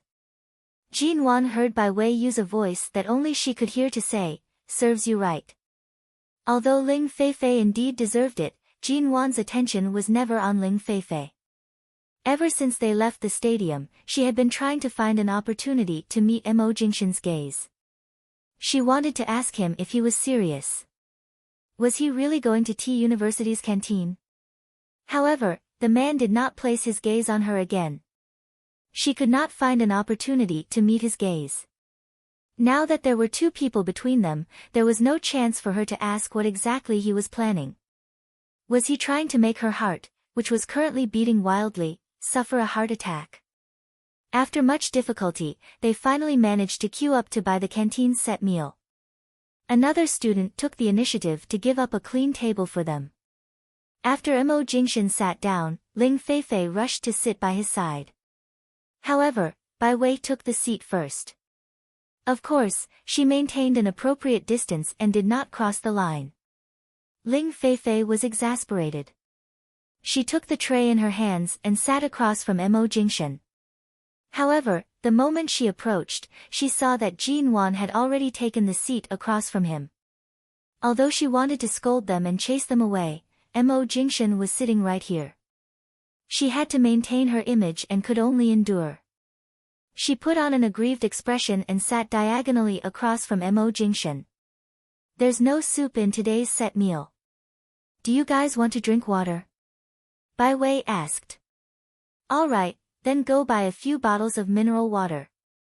CEO Mo spoke so much earlier. I'm sure he hasn't drunk any water yet, right? Ling Feifei opened her mouth. After speaking for so long, she only had Bai Wei buy it. She remained seated. Bai Wei narrowed her eyes at her. The canteen supermarket is just 10 meters behind you. I'll have to walk much further than you to go around such a long table. You only need to turn back and walk a few steps to buy it. Are you sure you want me to go? In any case, didn't Ling Feifei wish to pretend in front of CEO Mo? She could continue acting. She could not find an opportunity to order others around. Bai Wei would not spoil her. Ling Feifei turned back to glance in the direction of the supermarket. Jin Wan, you go. I'm not thirsty. If you want to drink, go buy it yourself. Jin Wan used her chopsticks to pick out the bones of a piece of fish. She patiently picked through it while calmly speaking without raising her eyelids. Ling Feifei immediately rolled her eyes at her. She placed down her chopsticks and stood up to head to the supermarket. CEO Mo, we weren't too rude earlier in the stadium, were we? Seeing that the noisy Ling Feifei had left, Bai Wei politely asked. Mo Jingshan glanced at the fish bone Jin Wan was picking out and saw that she had also picked out a very small, thin, and hard-to-find bone. After making sure that she would not be stuck in her throat, he looked away and said indifferently, no. Jin Wan was stunned. The silence did not last more than 3 minutes before Ling Feifei returned with water. She had only bought 2 bottles. Clearly, one for her and one for Mo Jingshan. When she sat down, she placed a bottle of water in front of him. She smiled sweetly and said, CEO Mo, please have some water. At this moment, the fish Jin Wan had just eaten was slightly salty. She immediately coughed. Mo Jingshan expressionlessly pushed the bottle of mineral water that had not been placed down for more than 5 seconds in front of Jin Wan. His thin lips only spat out 2 words, you drink. Dash. Chapter 244. Jin Wan's throat was indeed salty. She instinctively picked up the bottle, twisted it open, and drank a mouthful. Ling Feifei's expression immediately became longer. CEO Mo, I bought this water for you. Earlier, my roommate said that she wasn't thirsty. There's no need for her to drink your water. Earlier was earlier. Now is now. Can't you see that Jinwan has been salted? Speaking of which, the fish is indeed a little salty today. Bai Wei glanced at Ling Feifei as she spoke. Also, don't always call me your roommate. Do Jinwan and I not have names? I was afraid that CEO wouldn't be able to remember so many names in such a short amount of time, so I didn't say anything. Ling Feifei carelessly explained as she glanced at Jinwan in dissatisfaction. Seeing that Jinwan had no qualms about drinking the water, she became even more unhappy. Thank you, CEO, for the water. After Jinwan finished drinking, she placed the bottle down and raised her eyes to speak to Mo Jingshan. She then smiled as though there was no one else present. To others, this smile of hers was purely a smile of thanks. However, from Mo Jingshan's perspective, this little woman was intentionally watching him make a scene, and now, she was clearly seducing him. No need to thank me. He also smiled slightly. His gaze was deep, appearing calm and indifferent. Seeing that Jinwan and Mo Jingshan could speak to each other over a bottle of water, Ling Feifei felt even more upset. She suddenly regretted dragging Bai Wei and Jinwan along to look for Mo Jingshan. Otherwise, the two of them would most likely never have the chance to sit and eat with someone like Mo Jingshan in this lifetime.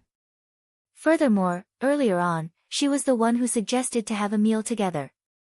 Right now, CEO Mo had only come to a place like the cafeteria to give her face.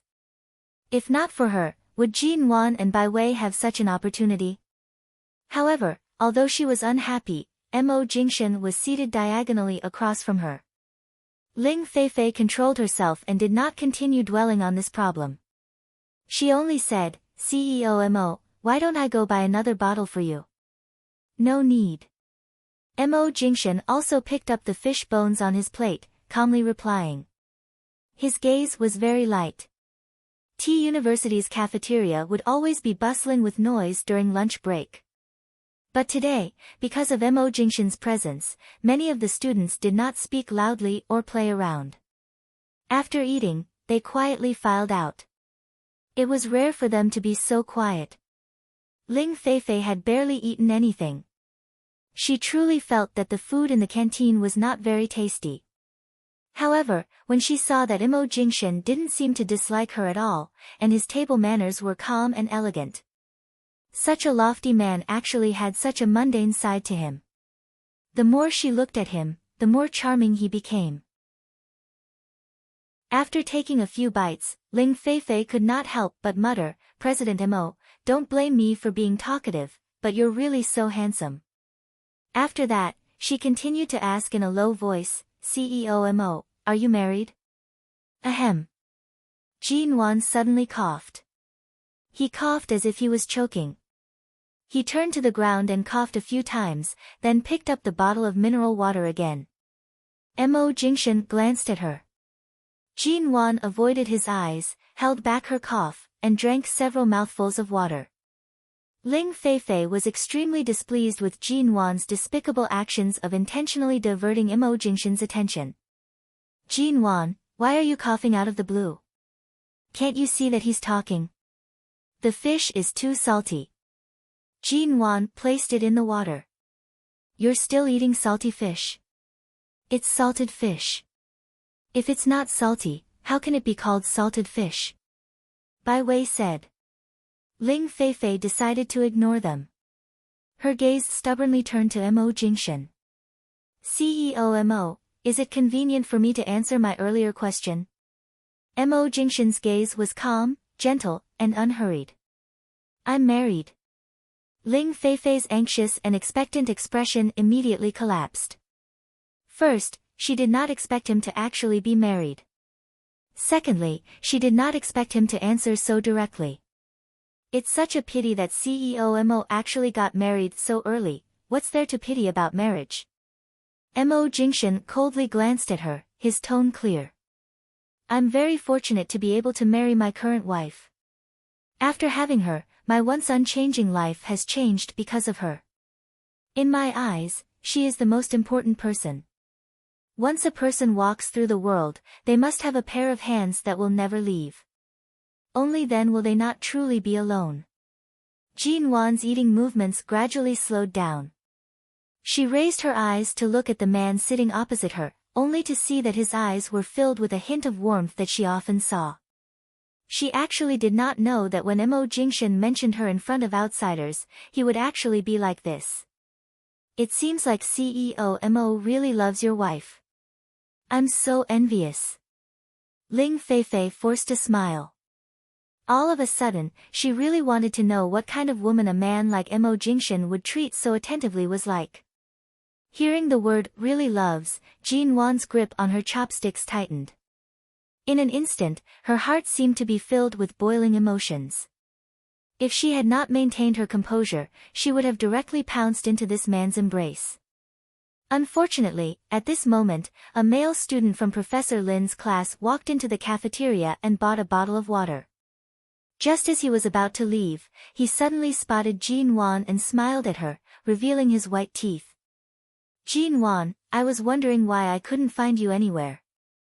Why did you suddenly run to the cafeteria to eat? After all, Jean Wan had good looks and was usually quiet and low-key. Many of the hedonistic young masters in Professor Lin's class had good impressions of Jean Wan. When they walked past each other in T University, those cold and arrogant fellows would always greet Jean Wan amiably. Today was not an exception. However, from Mo Jingshan's perspective, that was not the case. Jean Wan smiled and turned back to greet him. When she turned back, she met the man's mild gaze. Several minutes later, Jean Wan rose to head to the restroom. T University's cafeteria's restroom was very clean and quiet. Every half an hour, a cleaning lady would come to clean it. Although there were many students entering and leaving, it was still very clean. At this moment, many students had already left the cafeteria. Jean Wan walked into the female restroom and turned on the tap to let out the water. She leisurely rubbed her hands. After washing up, she had just turned off the water when a white figure suddenly flashed in. She turned back and saw Mo Jingshan. This is the female. Jean Wan was about to speak when she saw him close the restroom door. Jean Wan's hands were still wet. She was startled for a moment before hurriedly placing her hands under the air dryer to dry them. As the wind whistled, the man's long lashes lowered. He looked at her and took 2 steps forward. What happened to the man earlier? Chapter 245. This was the female restroom. Taking advantage of the fact that there was no one outside, he actually came in as he pleased and kissed her as he pleased. However, it was undeniable that no matter how cold and aloof Mo Jingshan appeared in front of outsiders, when he lost control of his emotions, only she could see it.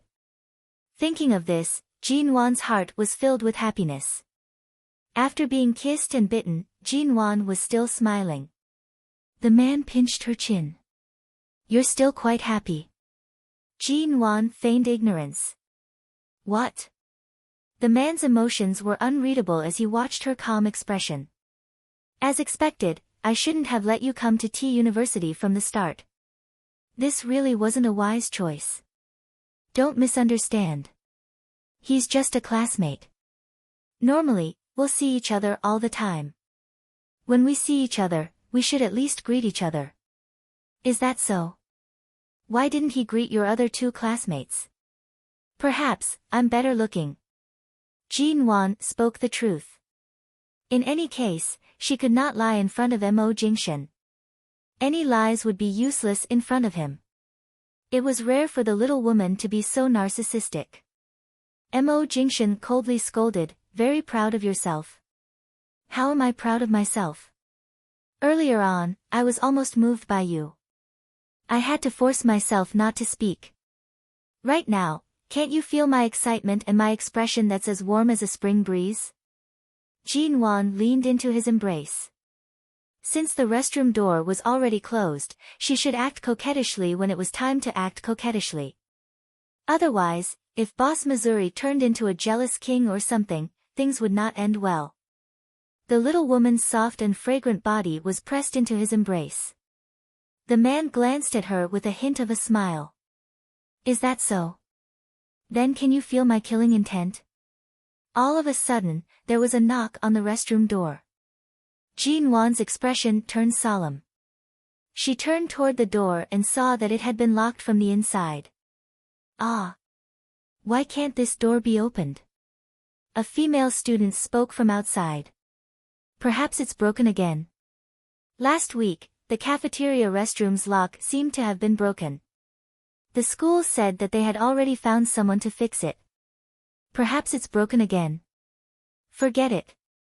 Let's go to the school's restroom. The two female students pushed against the door but could not open it. In the end, they left.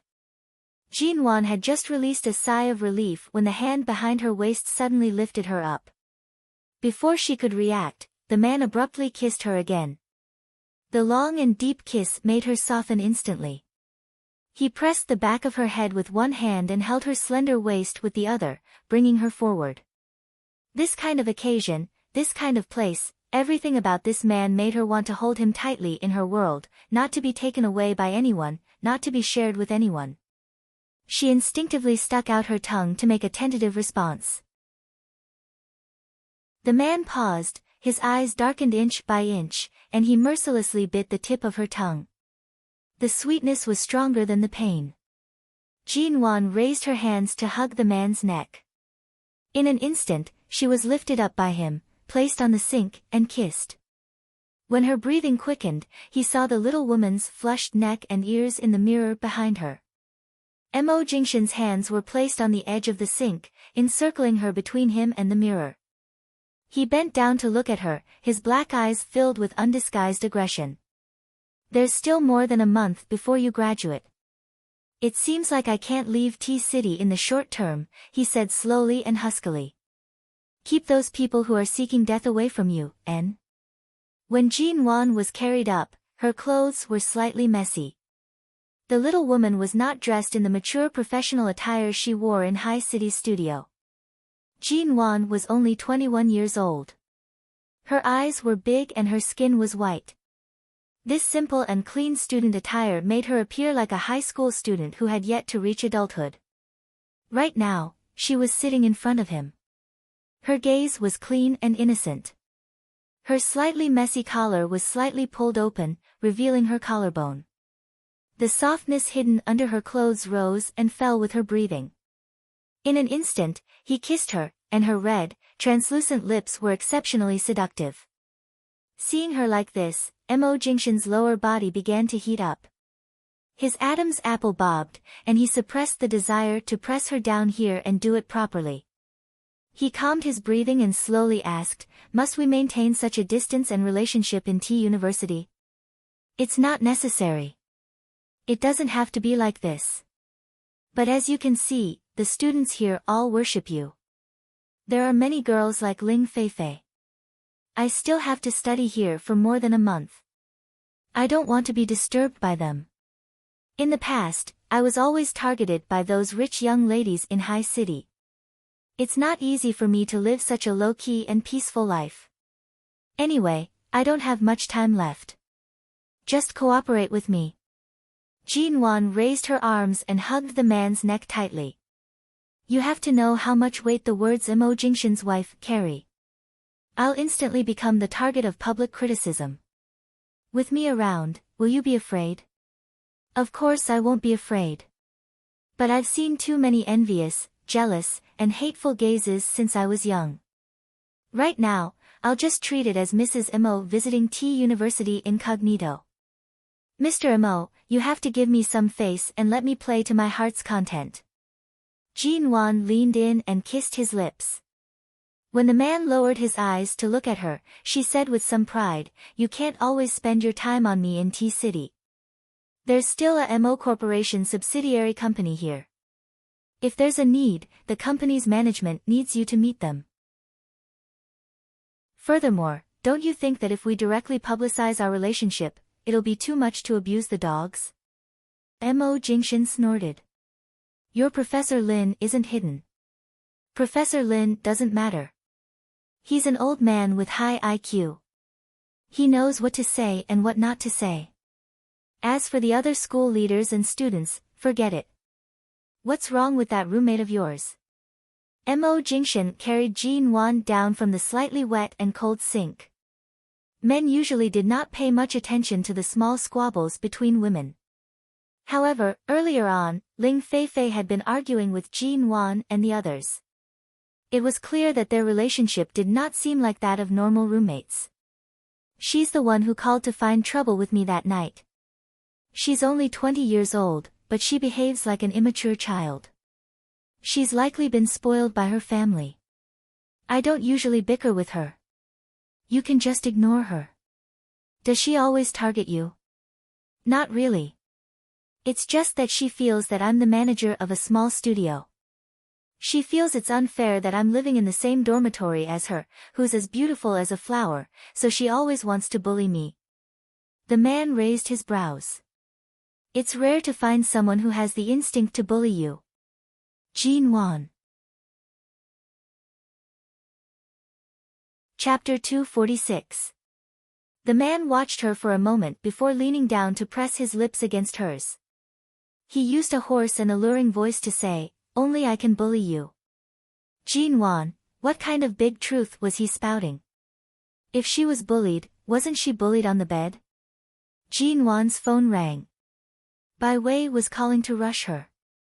Why aren't you back yet after going to the bathroom for so long? Professor Lin's class is at 1. It's already 12:45. I'll be right there. Jin Wan hung up after speaking. Originally, she wanted to leave.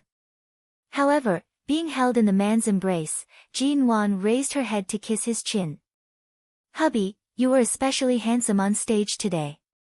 Jin Wan smiled brightly. You were different from your usual handsomeness. Today, in front of a group of young and energetic students, your entire body seemed to be glowing. Mo Jingshan had never heard Jin Wan describe him in such a straightforward manner. His gaze faltered slightly as he looked at her. In this world, I'm afraid there isn't a man more suited to wear a shirt than you. Jin Wan kissed his chin again.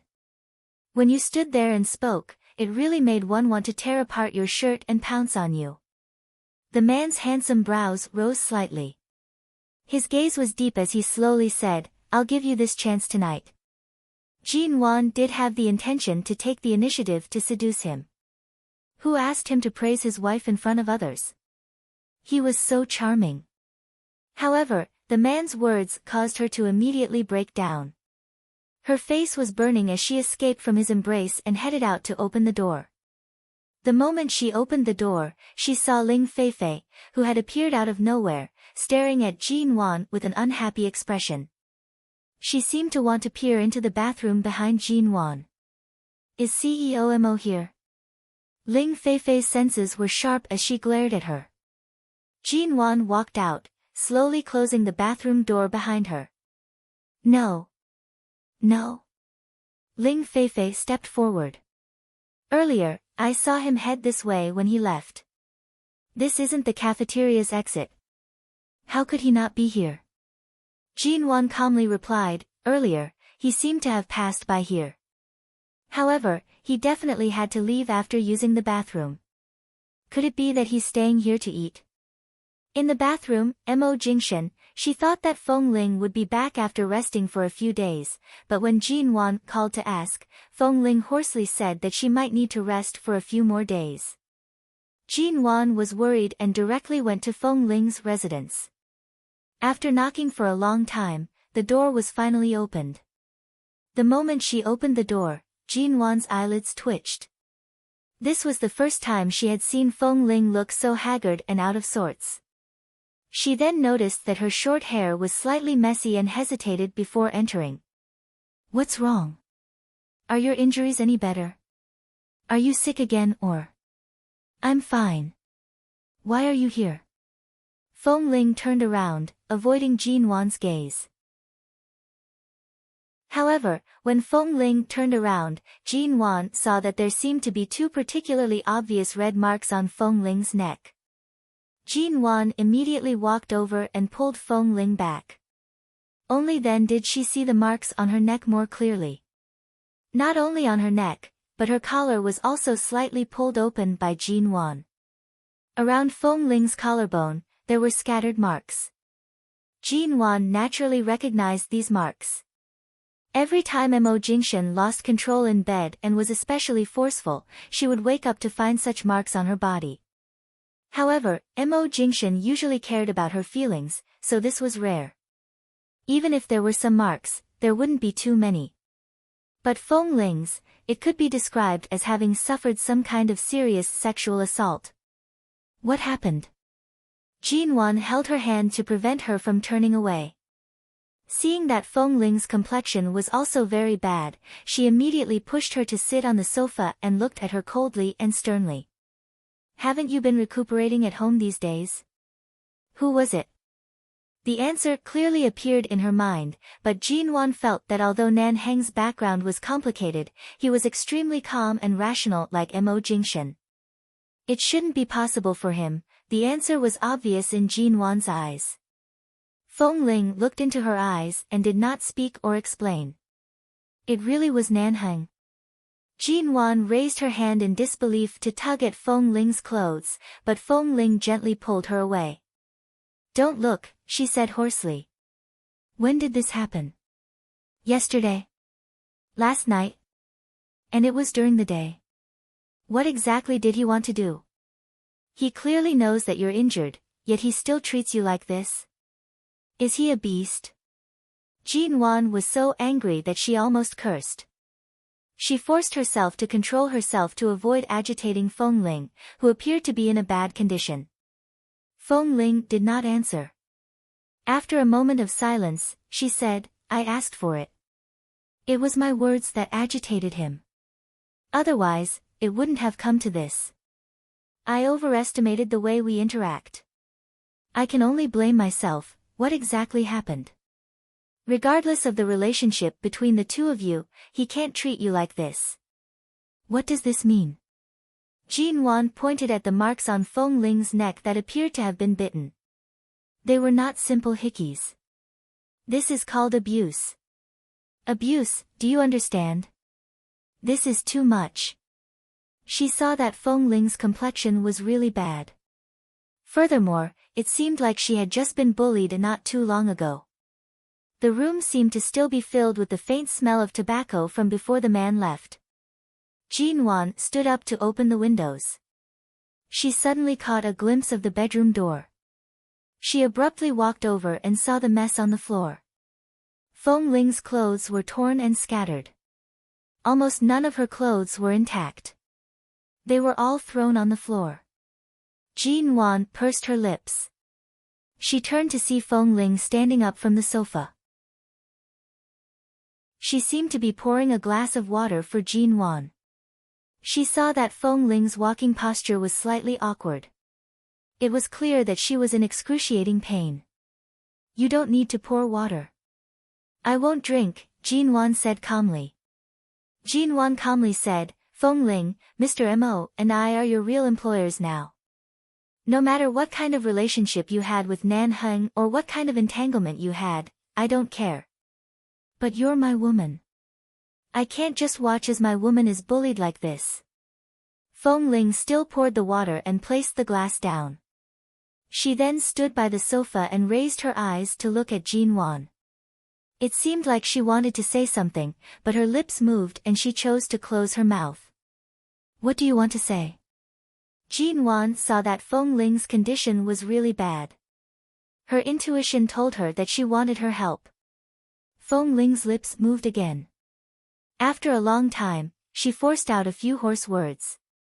Mrs. Mo, can I trouble you to buy a box of birth control pills for me?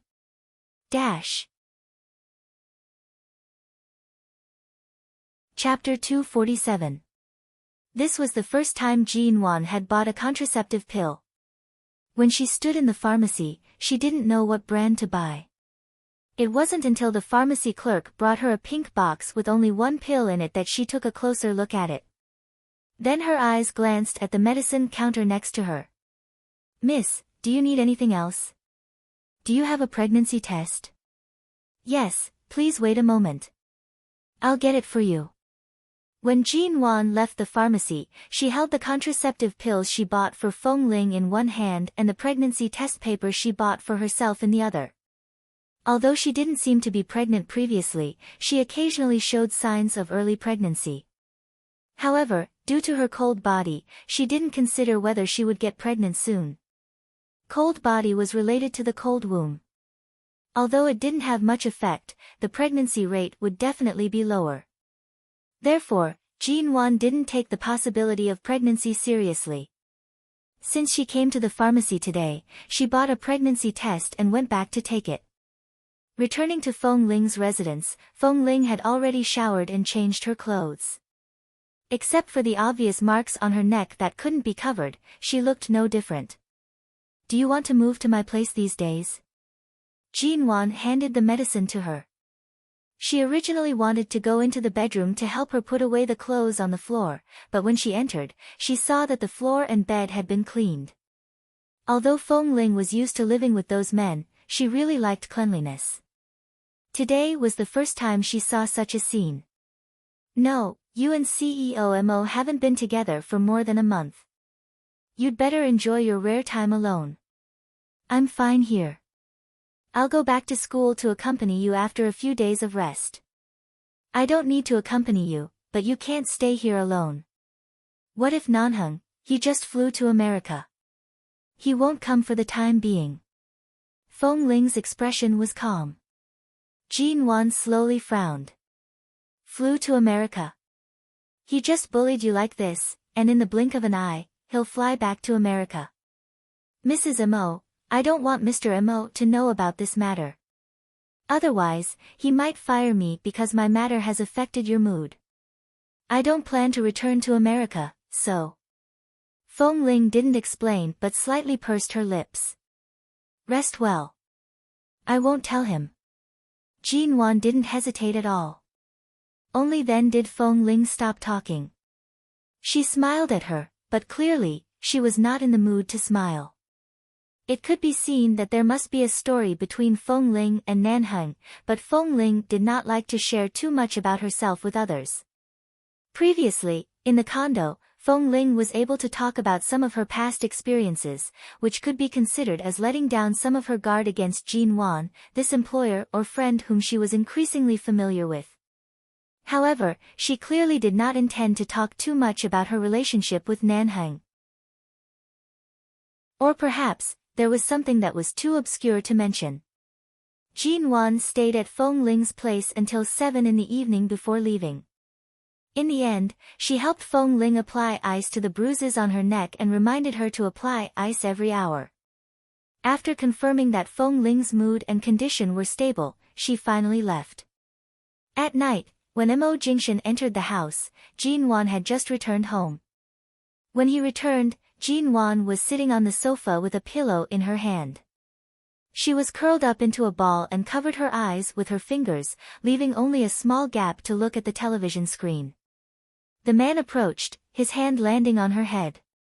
The little woman on the sofa immediately shivered. She let out an ah and abruptly raised her head to look at him. The fear in her eyes gradually dissipated. Why did you come back so late? What are you watching? Mo Jingshan rubbed the top of her head comfortingly, glancing at the television screen from the side. The television was currently showing a horror film that had recently been released. When I reached home earlier, I realized that you weren't back yet. Recently, I've gotten used to staying in the dormitory. When I was bored, I randomly watched a movie. It just so happened that they were showing a horror film, so I watched it for a while. With that little bit of courage of yours, when did you become interested in horror films? In the past, I always heard others say that it was good, but I never had the chance to watch it. Just now, when the channel changed, I saw it, so I took a few more glances. Jean Wan was still hugging the pillow, her face pressed against it. She tilted her head to look at him. You're indeed busier in T-City than in High City. And, I'll be staying in T-City for at least half a month. I'll try to finish my work in the morning and come back earlier to accompany you at night, N? Seeing that the little woman seemed to have been badly frightened, Mo Jingshan picked up the remote control to turn off the television. He then carried her up, sat on the sofa, and placed her on his lap. If you're not coming back, it's fine if I stay in the dormitory. After all, I've already stayed there for more than a month. I'm already used to it. Your roommate has a very serious brain problem and psychological disorder. It's best if you don't stay there as often. Jin Wan almost laughed out loud. A very serious brain problem and psychological disorder. Was he indirectly implying that Ling Feifei was a retard? Her eyes curved. Humans, will always encounter all kinds of weirdos. This kind of person with a low IQ doesn't pose any threat to me at all. What's there to worry about? It's true that she doesn't pose any threat, but it'll easily lower her IQ. After speaking, Mo Jingshan watched her for a moment before pinching her cheek. I'll accompany you in T-City for a few more days. After that, when I return to High City, I'll be busy with some overseas cooperation projects. I might have to travel frequently. Jin Wan raised her face, blinking. Have you gotten any new female secretaries by your side recently? The man pursed his lips. What, are you afraid that an unknown love rival will appear when I'm not by your side? The room was warm. Jin Wan wore soft home clothes. Her hair was tied into a bun, and her sleeves were rolled up, revealing her fair wrists. She did not wear any unnecessary jewelry. She pursed her lips, hugging the man's neck and pulling him down, forcing him to lower his head to press closer to her. She leaned close to his ear to say, "You're the only one who's dissatisfied with the male students who greet me in school, but I'm not allowed to investigate the enemies around you?" In the past, Jin Wan did not mind the gender of the employees in Mo Jingshan's company or around him. However, ever since the incident with Shu Yan, she had always minded the position of his secretary. The man's hand was around her waist. Using this position, he leaned down and kissed her twice on the lips. He chuckled softly. My secretary position is still empty. Mrs. Mo is really worried. Why don't you wait until you've completed your studies in business management, hand over the studio to your best friend, and you can come to work in Mo Corporation. Then Xia Tian will most likely use the reason of valuing love over friendship to cut ties with me for a few days. Chapter 248. After a while, when Jin Wan was about to leave his embrace, the man's low and indifferent voice suddenly rang from above her head. What's that? Jin Wan raised her eyes to meet Mo Jingshan's gaze. She then turned to look at the trash can by the sofa. There was a pink package of pregnancy test paper. It was a very small thing. Earlier, when she threw it away, she had deliberately hidden it. Alas, he still saw it. Previously, my appetite wasn't good. I was always nauseous and dizzy. Later, my appetite suddenly improved. I can eat and sleep well. Today, when I passed by the pharmacy, I bought a pregnancy test paper to see if I'm pregnant. After the test, I found that I'm not. It should be because I'm not used to the climate in T-City. Jin Wan leaned into the man's embrace. It seems like grandfather's dream of holding a great-grandchild will have to wait. Mo Jingshan glanced at her expression and casually took out the pregnancy test paper from the trash can. He lowered his head to read the instructions and related information on it. After reading it, he directly carried Jin Wan up from the sofa. What are you doing? Jin Wan was suddenly placed on the ground. Her legs landed on the ground, and she stood steadily. Go to the hospital for a check, he said. The accuracy of this test at home is only 50 to 90%. It's better to go to the hospital for a check to be sure. There's no need. I haven't been that sleepy these days, and I don't feel much nausea. I don't think I'm pregnant. Besides, it's already so late. The hospital only has emergency rooms. The gynecologists and obstetricians aren't around. Even if we go, there won't be a detailed examination. It's already so late, and even the blood test doctor isn't around. Mo Jingshan did not plan to be careless with Jin Wan's pregnancy. She could tell. She smiled and stood on her tiptoes before him. She held the man's handsome face and kissed him heavily. I'll definitely take good care of my body. The moment there are any signs of pregnancy, I'll obediently go to the hospital. Mo Jingshan glanced at the pregnancy test paper again.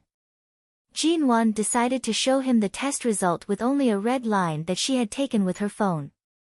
In the end, Mo Jingshan glanced at the time and did not say anything more. He turned into the kitchen to help her boil brown sugar water. After Jin Wan came to Tea City, without Auntie Chen's supervision, it had been a long time since she drank hot water or brown sugar water at night. Seeing that Mo Jingshan was in the kitchen, Jin Wan tidied up the paper basket and turned on the television to find something good to watch. Horror movies were better left alone. After changing a few channels, his phone rang. She took a look. The caller was the secretary-manager of the G Corporation, the most capable secretary of her father, Ji Hongwen. After Jin Wan came to Tea City, she hadn't contacted her family much, and her father hadn't called for a long time. Why would his secretary suddenly call? She picked it up. Hello. After a few seconds of silence, a familiar voice came from the other side of the phone. It was polite and formal. Hello, Miss G. I'm Secretary Zhou. The other party continued. Director G recently made an appointment with a few old friends to go to Tea City for sightseeing. Since Miss G is in Tea City, he asked me to arrange a time to meet you. Director G hasn't seen you in a while. May I know when Miss G will be free next week? My dad is coming to Tea City. Why didn't he call me personally? Jin Wan spoke unhurriedly. I've never heard of him being close to any of his old friends in Tea City before. Now that he's here in Tea City for sightseeing in this season. What's so interesting about the cold wind and fallen leaves on the ground? Director G just went to a meeting. Before the meeting, he made this decision with several partners and friends, and then asked me to arrange everything in Tea City as soon as possible. I called Miss G as soon as possible. After all, Director G agreed to go to Tea City because you're there. This father misses his daughter but is unwilling to say it out loud, so I can only try my best to make the arrangements. Secretary Zhou smiled warmly and said, Chairman G has also discussed a few new collaborations in Tea City and invited a few old friends from nearby. Secretary Zhou had worked for Ji Hongwen for many years. This year, he was about 34 or 35 years old. He had always been capable and could be regarded as one of her father's capable assistants. However, Secretary Zhou didn't have much contact with Jin Wan and only nodded at her face when they met a few times. However, he did know that Secretary Zhou had worked for the G Corporation for many years. All right, I understand. Thank you, Secretary Zhou. I'll tell you the specific time after I decide. After hanging up the phone, Jin Wan sat on the sofa and stared at the ground in a daze. She didn't know if her father finally dealt with the incident with Shinharu. She understood him, so she didn't rush him. However, Shinharu's existence was definitely a considerable threat to the Ji family. Now that her father suddenly wanted to come to Tea City, perhaps she could take the opportunity to have a good talk with him. Several minutes later, Jin Wan's phone beeped with a text message. She subconsciously turned to look at it. It was from Secretary Zhou's number. There was only a simple sentence, next Wednesday, CEO G will be at Tea City's exclusive U Club. If Miss G has enough time, you can go there at that time. Jin Wan glanced at it and replied, all right. She was about to call Ji Hongwen and ask him when he would come to Tea City. She could pick him up at the airport in advance. However, Secretary Zhou said that Director Ji had just left for a meeting, and her father was usually very busy in the company. Jin Wan was thinking about it when Mo Jingshan brought out the brown sugar water he had prepared for her. Test the temperature. Drink it when it's not hot. Mo Jingshan placed the glass in front of her eyes. Jinwan picked it up and took a sip. Mo Jingshan had most likely placed it by the window to dry for her. It was no longer particularly hot. She drank some and was about to put it down when the man glanced at her. Drink it all.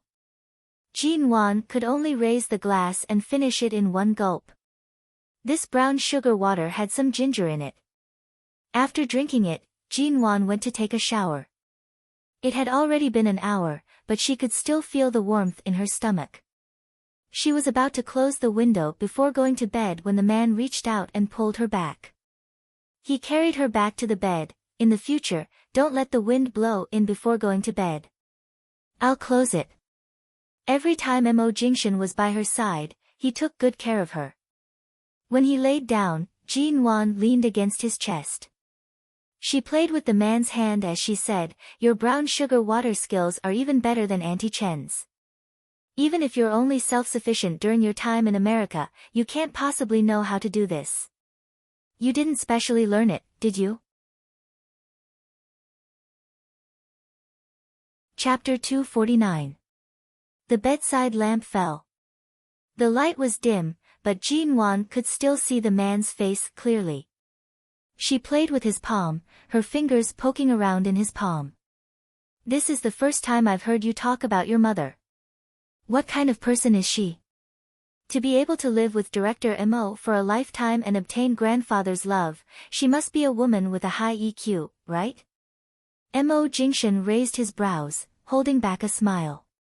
"Aren't you the one grandfather likes the most? That time, I heard grandfather talk about your mother." From his tone, he seemed to admire and like her a lot. "I've never interacted with her before. Earlier, I heard you say that she likes to study health, so I asked out of curiosity." Jinwan placed her fingers between his. Their palms were pressed together, and their fingers intertwined. She raised her eyes to look at him. The man's expression was calm. Without hesitation, he said, "She is indeed a good mother, but I've been away from America for too long, and the time I spent by her side was short. After I grew up, I didn't interact much with her." "Then, will she like me?" "Yes." Mo Jingshan rubbed her hair. "My mother's personality is very open-minded. If she wasn't, she wouldn't have tolerated my father for so many years." As Mo Jingshan spoke, he covered the two of them with the blanket. "How much I care about you is how much she likes you. Don't think too much. Go to sleep." Jinwan raised her chin, asking proudly, "You care about me a lot?" I care." The smile on Jinwan's lips deepened. She leaned closer into his embrace. Under the bedside lamp, her eyes were clear. "Then what do you like the most about me?" Mo Jingshan's hand paused on her hand. He looked at her fair and clean face. His hand brushed past it, causing a strand of her hair to flutter. "Thinking of ways to make me praise you. Aren't you embarrassed in the middle of the night?" Mo Jingshan chuckled, kissing her on the lips. "Are you still not satisfied after tasting the sweetness I gave you in front of your roommates that day?" Jinwan immediately arched into his embrace. "I've never heard you praise me before. Can't I hear you now?" He looked at her coquettishly, rubbing against his chest as she spoke, and leaned down to kiss her. "Maybe I'm destined to fall in your hands in this life. My heart softens when I see you coquettishly." Oh, then it seemed like she really should act coquettishly in the future. If it weren't for the fact that absence made the heart grow fonder, and if it weren't for the fact that they had just gotten back together, she wouldn't act coquettishly like this. In the end, he touched her face and smiled faintly. "Probably because I want to kiss you whenever I see you, no matter when or where." Jinwan glared at him. "Haven't you kissed enough?" "Yes, quite a lot, but not enough," the man said, and kissed her lips again. Jinwan returned the kiss, panting heavily before she hurriedly called for a stop. "I really have a test tomorrow, and I can't easily stop this kind of test. I need to conserve my energy. Let me sleep early." "All right." Jinwan had been leaning against his chest since she fell asleep. She was quiet and warm. Mo Jingshan looked at the little woman in his arms. His fingers caressed her hair and landed on her ears, gently caressing them. What did he like about her? Back then, Qin Sighting had said that the moment he saw Shi Niange, he knew that he would most likely be entangled with this woman until death. Mo Jingshan's feelings for Jinwan were most likely not as simple as until death.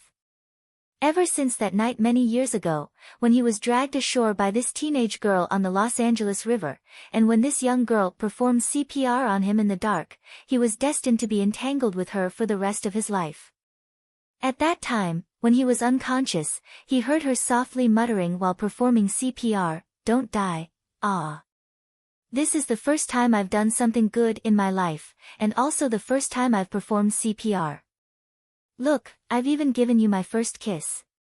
Please don't die, come back to life." At that time, he really could not open his mouth to speak. Otherwise, he would have definitely told her, "Little friend, CPR is not as simple as blowing air inwards, and a first kiss is not as simple as this." 3 days later, T University. The results of the test were out. As expected, hard work pays off. Jinwan's results were first in Professor Lin's class. Ever since she was young, she had always obtained straight A's in every subject. Even though she was not very serious when she was studying in America, she was still blessed by the heavens when it came to absorbing knowledge. As long as she put in a little more effort, she would be able to memorize better than others and comprehend more thoroughly. Thus, things like tests usually did not pose a problem for her. Just as she was about to head to the school building, Ling Feifei suddenly called out to her from behind. "Jinwan, you haven't returned to the dormitory for the past few days. Don't tell me you have a man outside of school." Jinwan did not even turn back. She calmly replied, "We're not underage children. Don't bother about whether I have a man or not. Even if I do, how is it bothering you?" Ling Feifei rolled her eyes. "Don't think I can't tell.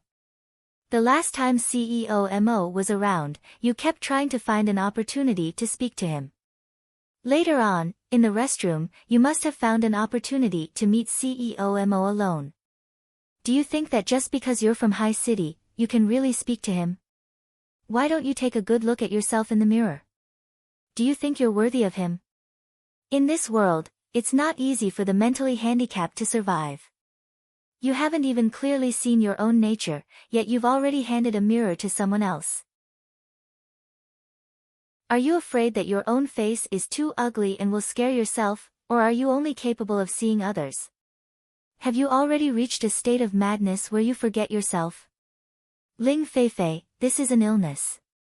You have to be treated." Jinwan chuckled. She ignored Ling Feifei's choked expression and entered the school building unconcernedly. Ling Feifei stood in the same spot, angrily glaring at Jinwan's back. It was as though she could not wait to use her gaze to pierce a hole through Jinwan's body. She then picked up her phone to look at the message she had just received. "Feifei, this morning, I saw the Jinwan who used to stay in your dormitory. She actually alighted from CEO Mo's car. Your roommates, you definitely know the inside story. Hurry and tell me, could it be that Jinwan has hugged onto CEO Mo's thigh?" Ling Feifei once again read the message word by word. Finally, she raised her eyes to look at Jinwan's direction, but she had already entered. Jinwan had always maintained her composure.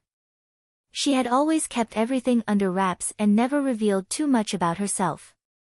Could it be that she had secretly taken advantage of her? CEO Mo had already said that he was married. If Jinwan was bold enough to interfere in someone else's marriage and seduce Mo Jingshan, then she, Ling Feifei, could not blame her for catching hold of her weakness.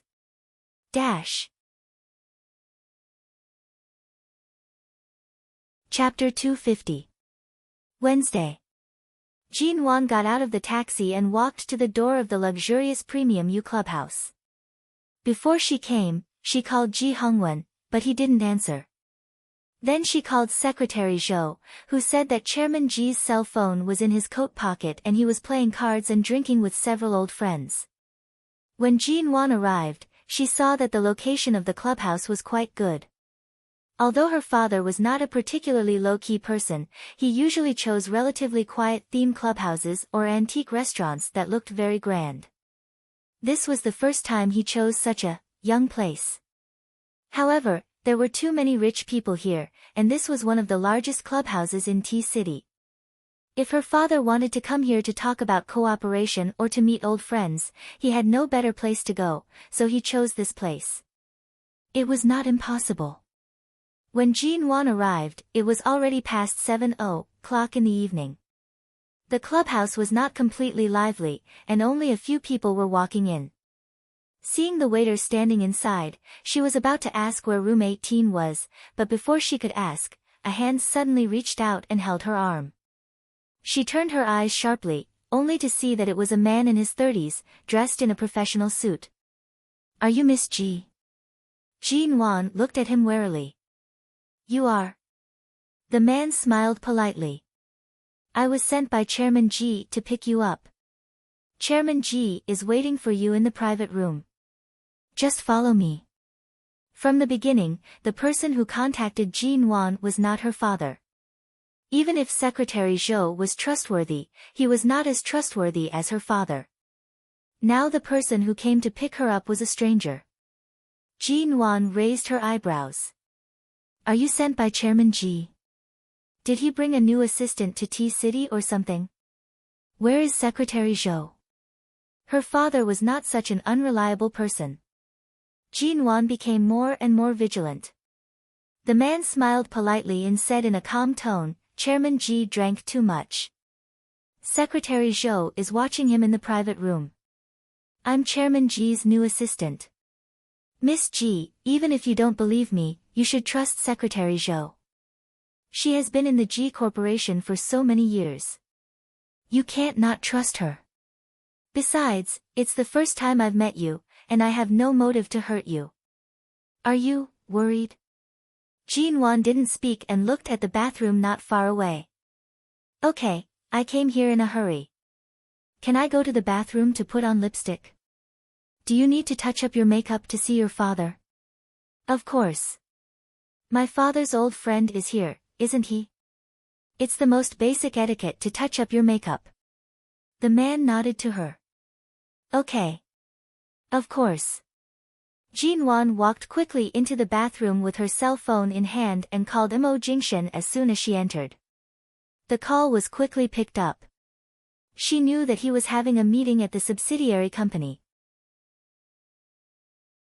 Last night, he had said that he had to make a last-minute decision on a project at the subsidiary company tonight. Jean Wan rarely called him when she knew he was in a meeting, so Mo Jingshan picked up the phone. "What's up?" The man's low voice came from the phone. Jean Wan didn't want the man outside to hear, so she lowered her voice. "I'm in the exclusive U Club. My father's secretary asked me to come here, but I haven't seen my father yet. For now, I'm not sure if there's anything else, but if I don't pick up when you call me 20 minutes later, then there's really something wrong."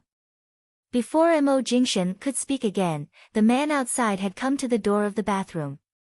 Jean Wan suddenly put down the phone, hung up the phone, took out a lipstick, and casually applied it. She turned to the man waiting outside the door and said, "Let's go. Please lead the way." They took the elevator to the floor of private room 18. The man took her to the innermost private room. When they reached the door, he opened the door and motioned for Jean Wan to go in. Although it looked like a private room, there was no sound inside. Jean Wan stood at the door and didn't go in. "Isn't my father drinking with a few friends? Is Secretary Zhou also inside? Why is there no sound? Chairman Ji is in the next private room. He misses you, Miss Ji, but he knows you don't like this kind of drinking and social occasions. If you go there, you will inevitably be persuaded to drink a few glasses of wine, so he asked you to wait for him here. Miss Ji, don't worry. I'll ask Secretary Zhou when Chairman Ji can come." Jin Wan felt it was very interesting. Although Secretary Zhou had worked for the G Corporation for many years, it seemed that he was not very reliable. She took a step back and moved away from the door. She could hear someone singing next door and the sound of glasses clinking against each other. It's fine. My dad has never allowed me to drink since I was young. Many people know that, so it's fine even if I go in. The man hesitated and said, all right. He turned to go next door, opened the door, and said, Miss G, please. Jin Wan walked in, but as soon as she entered the door, she saw that there was no one inside at all. There was only a large color screen TV dozens of inches on the wall, showing a cocktail party and karaoke. She turned around abruptly, but the door behind her had closed with a bang. She picked up her cell phone and looked at it. Sure enough, there was no signal in the private room. Whether it was the room next door or this room, the other party knew her too well and specially designed it for her. She was alone in this private room. The lights were bright, the coffee table and sofa were clean, and there was not a bottle of wine. But there was only a cup of steaming tea in the middle of the coffee table, which meant that the person who had been sitting here had just left. Jin Wan didn't reach out to touch it. She looked around again, turned to the window, and looked out. Although this floor was not particularly high, there was no help outside, so there was no way to get out of here. Secretary Zhou had been with her father for so many years, and he would not easily be swayed.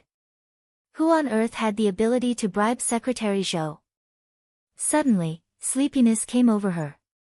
Jin Wan couldn't help yawning, and her head became heavier and heavier. Because she didn't sit down, she immediately shook her head hard because of the weightlessness and woke up from her sleepiness. But her brain was a little muddled. She subconsciously took out her cell phone and looked at the time.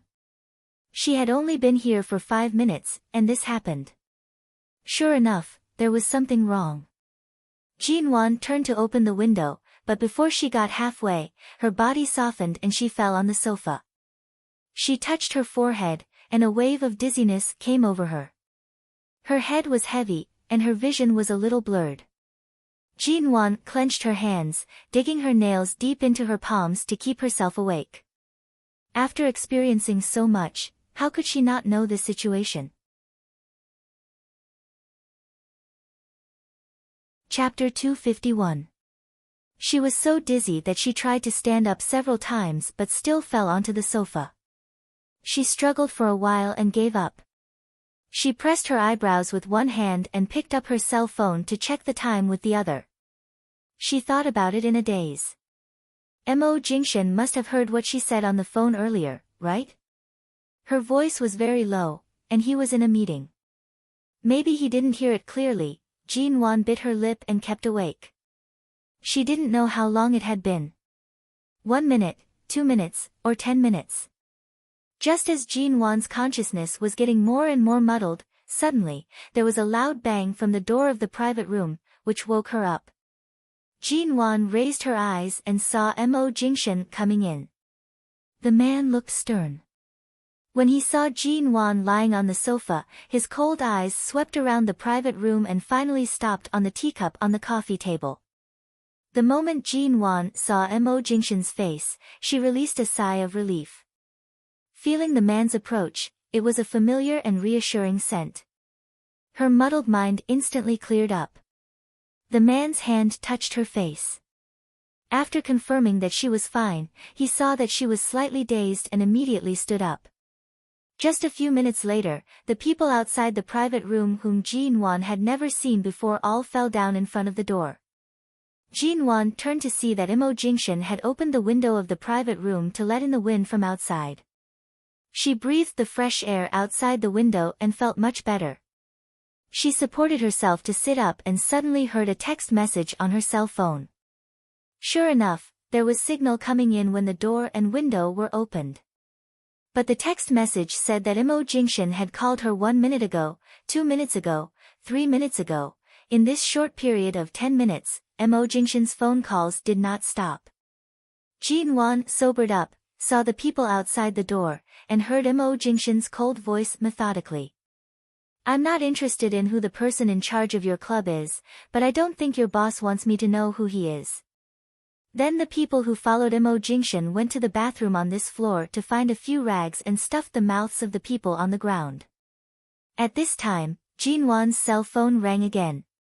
When she picked it up, Ji Hongwen's voice was serious as usual.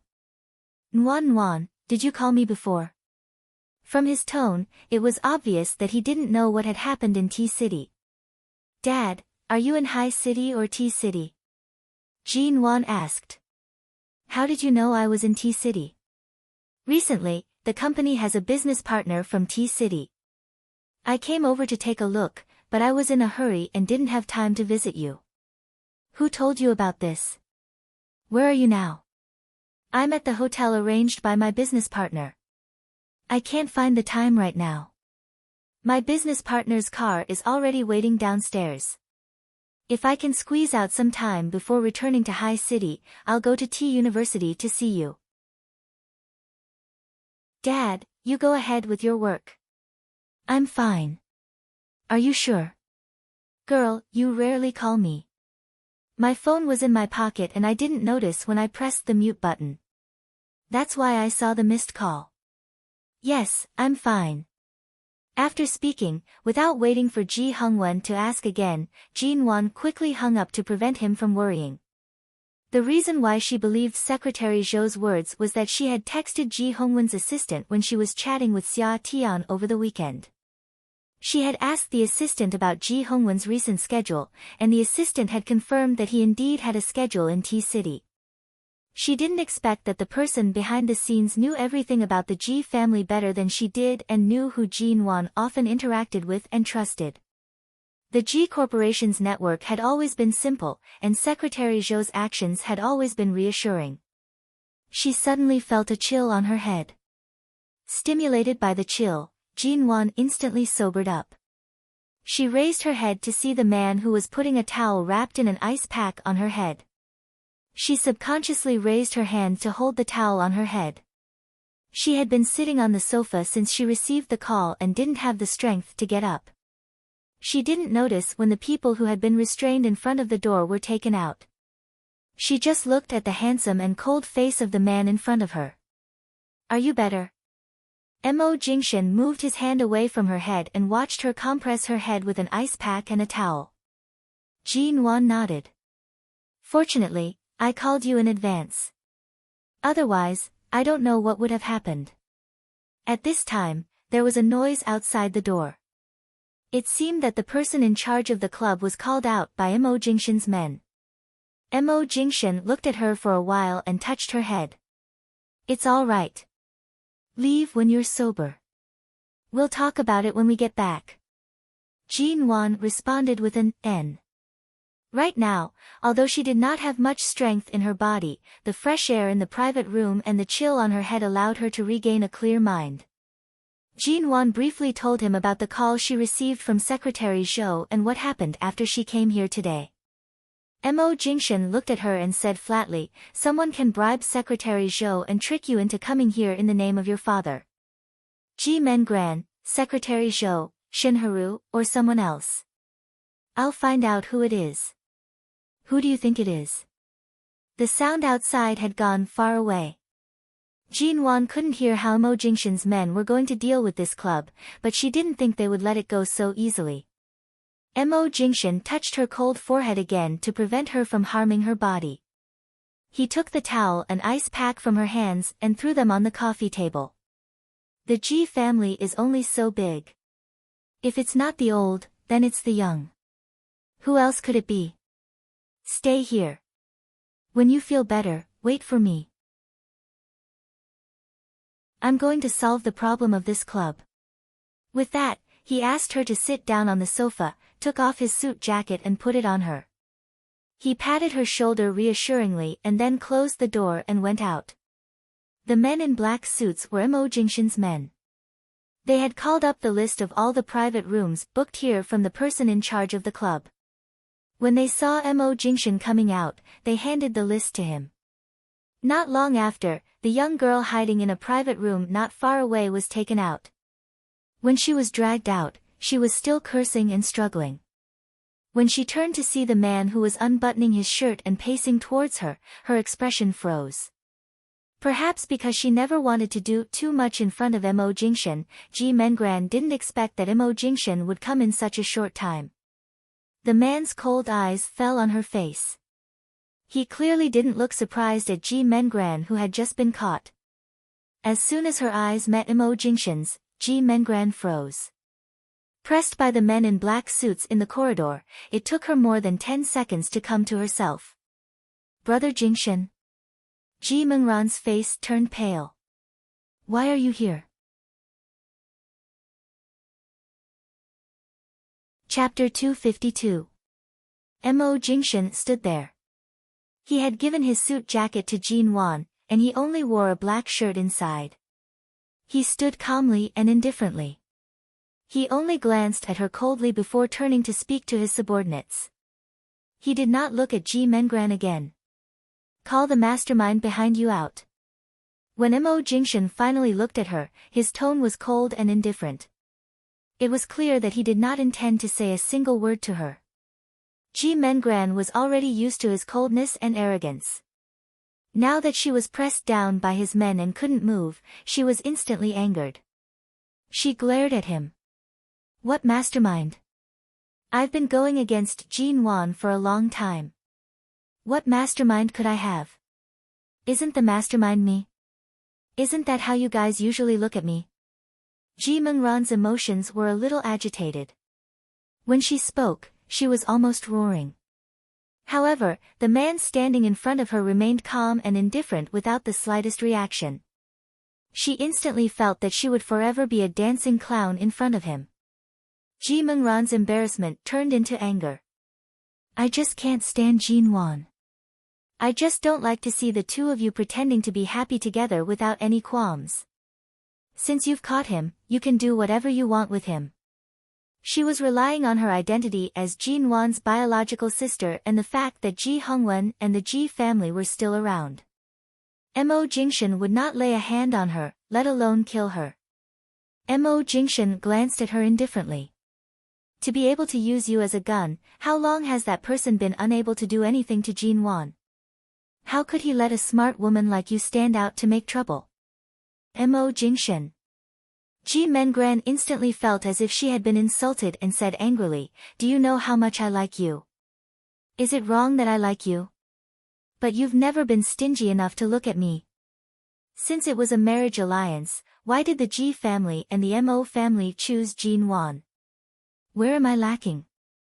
I can't accept it, so I wanted to use Jin Wan's unwillingness to be with you as an excuse to find an opportunity to get close to you.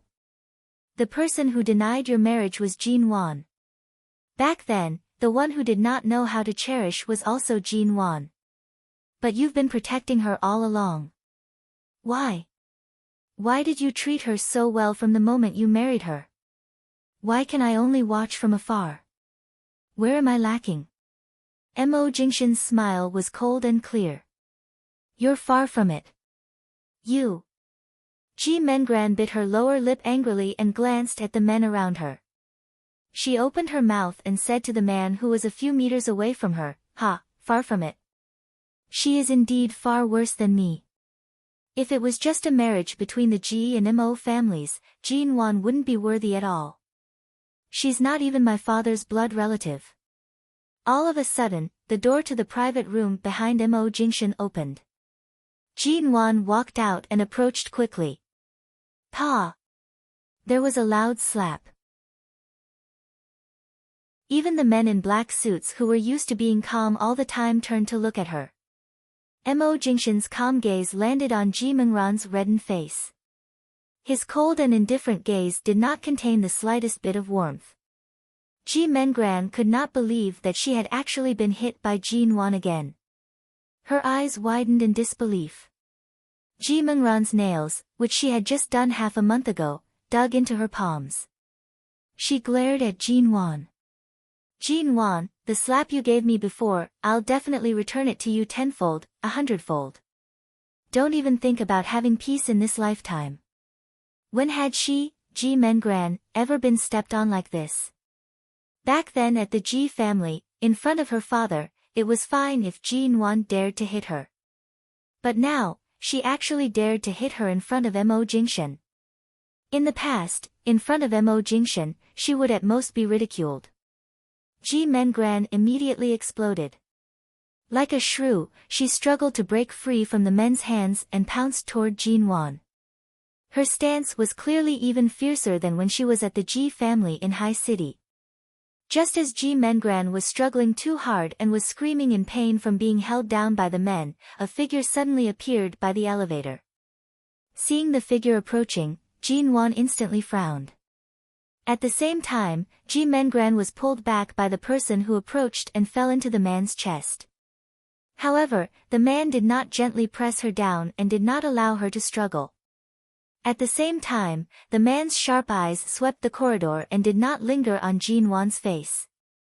In the end, because of Mo Jingshan's cold gaze, his eyes were stopped in the air. It was indeed Shin Yi-han. From the moment she saw the cup of tea on the coffee table, Jin-won had guessed it. Shin Yi-han had been a doctor for many years. He usually did not drink coffee or drinks with any flavorings. He preferred tea, especially the kind that was not strong and was very light. Meeting Mo Jingshan's gaze, Shin Yi-han's lips curved into a smile. He exerted more strength in his hands and restrained Ji Mengran, who was still desperately pouncing toward Jin-won. Ji Mengran felt pain. This man almost broke her ribs, but he did not allow her to touch Jin-won. The stinging pain was unbearable. Her eyes immediately turned red, and she screamed, "Brother Sheng! Let go of me. It's not the first time that Jin-won has hit me. What right does she have? She's just a bastard who doesn't even know who her biological father is. Let go, ah." Ji Mengran's wrist was suddenly grabbed. The pain almost made her tears fall. Although Shin Yi-han's action was to hold Ji Mengran in his arms, anyone could see that Ji Mengran was really in pain from his grip. He was indifferent to Ji Mengran's cries and screams in his arms. Instead, he raised his eyelids to look at Mo Jingshan in the light of the corridor. This was a man who looked elegant and indifferent but in fact almost broke the ribs of the woman in his arms. He looked noble, gentle, and meticulous. His handsome features did not reveal any violent emotions, but Jin-won felt a chill in her bones just by looking at him. It was just like when she was young. When she was young, in the Ji family, he had a smile on his face, but he had forced her step by step. Facing Shin Yi-han's deliberate stare, Mo Jingshan glanced at him mildly and said unhurriedly, "The blade you chose isn't sharp enough. You can only blame yourself for having poor taste. Even if you want to break her on the spot, the result will be the same. It's fine if you spill blood in front of me, but in front of Jin-won, I advise you to restrain yourself. Don't scare my wife." Ji Mengran immediately looked at Shin Yi-han helplessly. That night, when she was thrown by Jin-won and Feng Ling in that haunted, abandoned area, it was Shin Yi-han's car that stopped in front of her. But now, what did his words mean?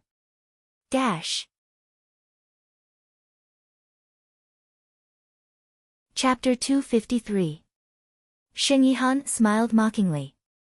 CEO his brows were tinged with mockery. I thought Jin-won still had that female bodyguard by her side. As he spoke, he released Ji Mengran's hand that was about to break her bones and let go of the person in his arms without pity. His hand dropped down. Mo Jingshan calmly glanced at him and then at Ji Mengran, whose face was pale from the pain and who appeared to be deep in thought due to the current situation. Ji Mengran shrunk her shoulders, speaking with some dissatisfaction, "Brother Sheng, I know I was rash and didn't follow your original plan. But the matter between Jin-won and I really can't be resolved with just a few words. I originally wanted to use Dad's name to trick her over. I know you didn't expect her to actually come here. I didn't want to drag you down with me, but," Shin Yi-han looked at her indifferently. "What's the use of saying these to get me off the hook at this time?" His voice was flat and emotionless. From the beginning, although Shin Yi-han had the intention to help her, he definitely didn't want to drug Jin-won or lure her here in such a simple way. Ji Mengran was indeed eager for quick success. Sheng Yihan was a very patient person, but Ji Mengran couldn't wait any longer. Jin Wan drawled her tone lightly. So, I was called to this place in the middle of the night. Do you have other plans besides this sister who has always disliked me and wants to hurt me? Facing Jin Wan's cold question, Sheng Yihan raised his eyelids, and his eyes were pale and transparent. He didn't answer Jin Wan's words but just looked expressionlessly at the elegant man standing under the light. On the night when Jin Wan was at Shine's dinner party, Sheng Yihan had already met Imo Jingshan face to face. At that time, their cold eyes had already determined that today's ending would not be too peaceful. I don't have other plans. Between me and you, do I need to have a plan? Sheng Yihan asked with a faint smile. His expression was unfathomable and annoying. Ji Mengran was unwilling to be ignored. She suddenly turned sideways and looked arrogantly at Jin Wan. You should have heard what I said just now. Jin Wan, you are not the daughter of the Ji family at all. Mom only married Dad after she was pregnant with you. Even if the marriage between them is real, even if you have been wearing the hat of the eldest miss of the Ji family for many years, the blood flowing from your upper body is not the blood of our Ji family. You used to be as proud as you are now. Jin Wan, for the sake of the fact that we've been sisters all these years, I don't care how many things you've taken from the Ji family that belong to me, but who do you think you are in the alliance between the Ji family and the Mo family? What right do you have to stand here and call yourself Mrs. Mo? Aren't you the one who should be ashamed of your inferiority? Although Ji Mengran's eyes were slightly red, her words were spoken with an extremely disdainful smile. She carried the bone-deep arrogance of the Ji family's true young lady as she coldly glanced at Jin Wan. Mo Jingshan did not look at Ji Mengran but brought Jin Wan, whose expression was unclear, behind him. He then turned to Sheng Yihan and said mildly, the secret that Ji Hongwen hid for so many years was easily discovered by you when you were in the Ji family. Now, this secret that can't be considered a secret can only be used by Ji Mengran as a trump card. The reason you prepared for a long time as bait failed to become Jin Wan's bait and instead lured Ji Mengran? Sheng Yihan sneered, but his smile did not reach his eyes. Since it can't be considered a secret, how can it be considered as bait? Mo Jingshan looked at him for a while and then turned his head to look at Jin Wan. After hearing Ji Mengran's words, Jin Wan did not speak. Or rather, whether it was the rumor that she was an illegitimate daughter among the socialites in High City or the fact that she grew up and gradually found that her facial features were not similar to anyone in the Ji family, she had long been aware of all this in her heart. Although she could not digest it now, at least she was not particularly shocked. Mo Jingshan was right. Ji Mengran was really stupid to think that this was a trump card against her. If Jin Wan was still the Jin Wan who relied on the Ji family in her previous life, she might find it hard to accept it. After all, the present was different from the past. No matter what the truth was, Jin Wan did not rely on the Ji family at all. What she had was only gratitude to Ji Hongwen and the father-daughter relationship that she could not bear to part with. Looking at Ji Mengran's arrogant eyes again, Jin Wan's eyes filled with a faint, calm, and cold smile. Maybe it's because I've never deliberately held on to what you value, so your self-righteousness can only comfort you in your heart. What else can it do? Ji Mengran's eyes narrowed. She took the opportunity to raise her voice to ask, in that case, you've never deliberately held on to your marriage with Mo Jingshan? Jin Wan glanced at her, her gaze clear. It's precisely because this marriage is the only thing I've ever held on to, and the only thing I've ever fought for is the man you've always wanted but couldn't get, that you hate me to this extent. You've disregarded our 20-year sisterhood, plotted against me, and even tried to kill me several times. You don't even know who your biological father is. Who gave you the confidence to stand here and say? Ji Mengran was about to retort, but Mo Jingshan had already held Jin Wan's hand. Without looking at anyone in the corridor, he walked toward the private room behind him. The private room door opened and closed, and Jin Wan was forced to enter. She raised her eyes to see the man's thin lips pursed into a straight line. He softly called out to her, "Nuan Nuan." Ji Nuan's heart, which had been wavering and unable to calm down, immediately calmed down. She opened her mouth, her voice cool and calm. "My ability to withstand blows is better than you think. I'm fine. It's just that some things need time to digest." Mo Jingshan stared at her. "Don't listen to anyone's nonsense about your birth. Find a chance to have a good talk with your father. The truth will never be as simple as what others say." Ji Nuan nodded. He raised his hand to touch her hair, gentle and indifferent. "You were drugged earlier. It's not suitable for you to speak too much with them. We'll talk about this when we get back." Ji Nuan nodded again.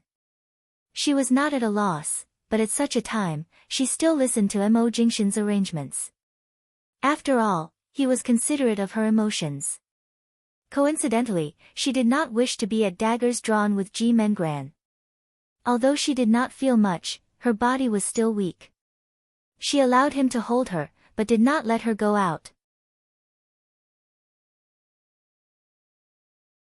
Chapter 254. After that, Ji Nuan didn't know what happened outside. More than 10 minutes later, Mo Jingshan came back and took her away. Most of the people in the corridor had left. Ji Nuan was wearing Mo Jingshan's suit. She heard the man whisper in her ear, "Don't say anything. Just go." However, for some reason, although Ji Mengran stood there biting her lips and did not speak, it was clear from her eyes that she hated Ji Nuan to the extreme. In the end, in front of Mo Jingshan, she didn't dare to act rashly. At this moment, she was like a clown, gritting her teeth and glaring at Mo Jingshan. Ji Nuan brushed past her. The two women seemed to be calm, but the scene was like an oppressive tsunami. As soon as she walked past Ji Mengran, Ji Nuan suddenly stopped and looked at her flatly. "So, Mengran, we don't even have a biological sister relationship anymore, do we?" Even if what she said was true, that her mother married into the family after she was pregnant with Ji Nuan, so her biological father was not Ji Hongwen, even if they had the same mother but different father and were related by blood, even that had been cut in half. When Ji Nuan said this, there was no expression on her face, but her dark eyes and eyes made people dare not look at her, especially those who were guilty. "When did you treat me as your biological sister?" Ji Mengran was very guilty, but she still straightened her back. Seeing Ji Nuan didn't speak, Ji Mengran was about to speak, but suddenly Sheng Yihan gave her a lukewarm look, and she immediately bit her lip. Ji Nuan curved her lips, smiling expressionlessly. "Indeed, you've never treated me as your biological sister. In this world, even the closest people can be separated just like that. Even blood relations can be changed just like that. Then, from now on, Mengran, I won't be polite anymore." "You." Not understanding what Ji Nuan meant by her casual words, she was worried that Sheng Yihan would really be angry and refuse to help her after returning to High City, so she didn't dare to go too far in front of him. Ji Mengran stared at Ji Nuan's back. It was a very light and calm sentence, but it made her feel an inexplicable chill in her heart. Mo Jingshan looked at Ji Nuan through the light in the corridor. As she walked out, she seemed to let go of something she had been hesitating to grasp. He narrowed his eyes and said coldly to the people behind him, "Send second Miss Ji to Chairman Ji. As outsiders, the Sheng family shouldn't interfere in this kind of family trifles." Mo Jingshan's gaze only lightly swept over Sheng Yihan's smiling face. The corridor was quiet. "No, I'm not going to Dad. I'm going with Brother Sheng." "Shut up," Mo Jingshan said in a low and heavy voice. His cold eyes swept by silently and intimidatingly. Ji Mengran's shoulders shrank. Mo Jingshan's cell phone vibrated. He took it out, took a look at it expressionlessly, and then quickly answered, "What's the matter?" She didn't know what the other end said, but his voice was still flat and emotionless. "I see." After a simple conversation, he hung up the phone. Jinwan had been waiting in the car outside the club. Mo Jingshan opened the car door, only to see the little woman wrapped in his suit sitting in the front passenger seat. Her eyes were fixed on her cell phone, but her fingers were sliding back and forth on the screen of the cell phone. She didn't look at anything seriously. Do you need me to accompany you to see Chairman Ji? Mo Jingshan stared at her face and said flatly, only he can give you the most accurate answer to the questions in your heart. Forget it. My father came here because of the invitation of a business partner. If he can spare time, he will come to see me. He doesn't want to talk about these old things, and I won't force him to talk about them. But no matter what, his feelings for me over these years are real. So what if we are blood relatives? After all, he treats me as his own daughter. If I ask him now, it will only hurt his heart. Jinwan put down the cell phone and did not really call Ji Hongwen. Mo Jingshan's hand fell on her head. It's good that you're open-minded. These things won't affect your future life. Don't think too much. The truth will come to the surface. I'm here for everything, N. Jinwan suddenly glanced at him. Then is the person you want to marry the Ji family's daughter, or, it's you? Mo Jingshan interrupted her. It has nothing to do with your surname. Although she knew he would say this, perhaps women were like this. They would only feel happy when he said it. Therefore, Jinwan immediately grinned, satisfied like a child. On the way back, Jinwan looked at the neon lights passing by outside the car and said, I was wondering how Ji Mengran could have bribed Secretary Zhou. Even if she could get in touch with Secretary Zhou, she couldn't have bribed this powerful club in T-City. She couldn't have extended her influence to such a big club in T-City. Now it seems that I was right. When Xing Yihan left the Ji family, he had already set his eyes on the Ji family. When he returned to the Xing family, the first thing he wanted to do was to swallow the Ji family. Now Ji Mengran must have been seriously brainwashed by him.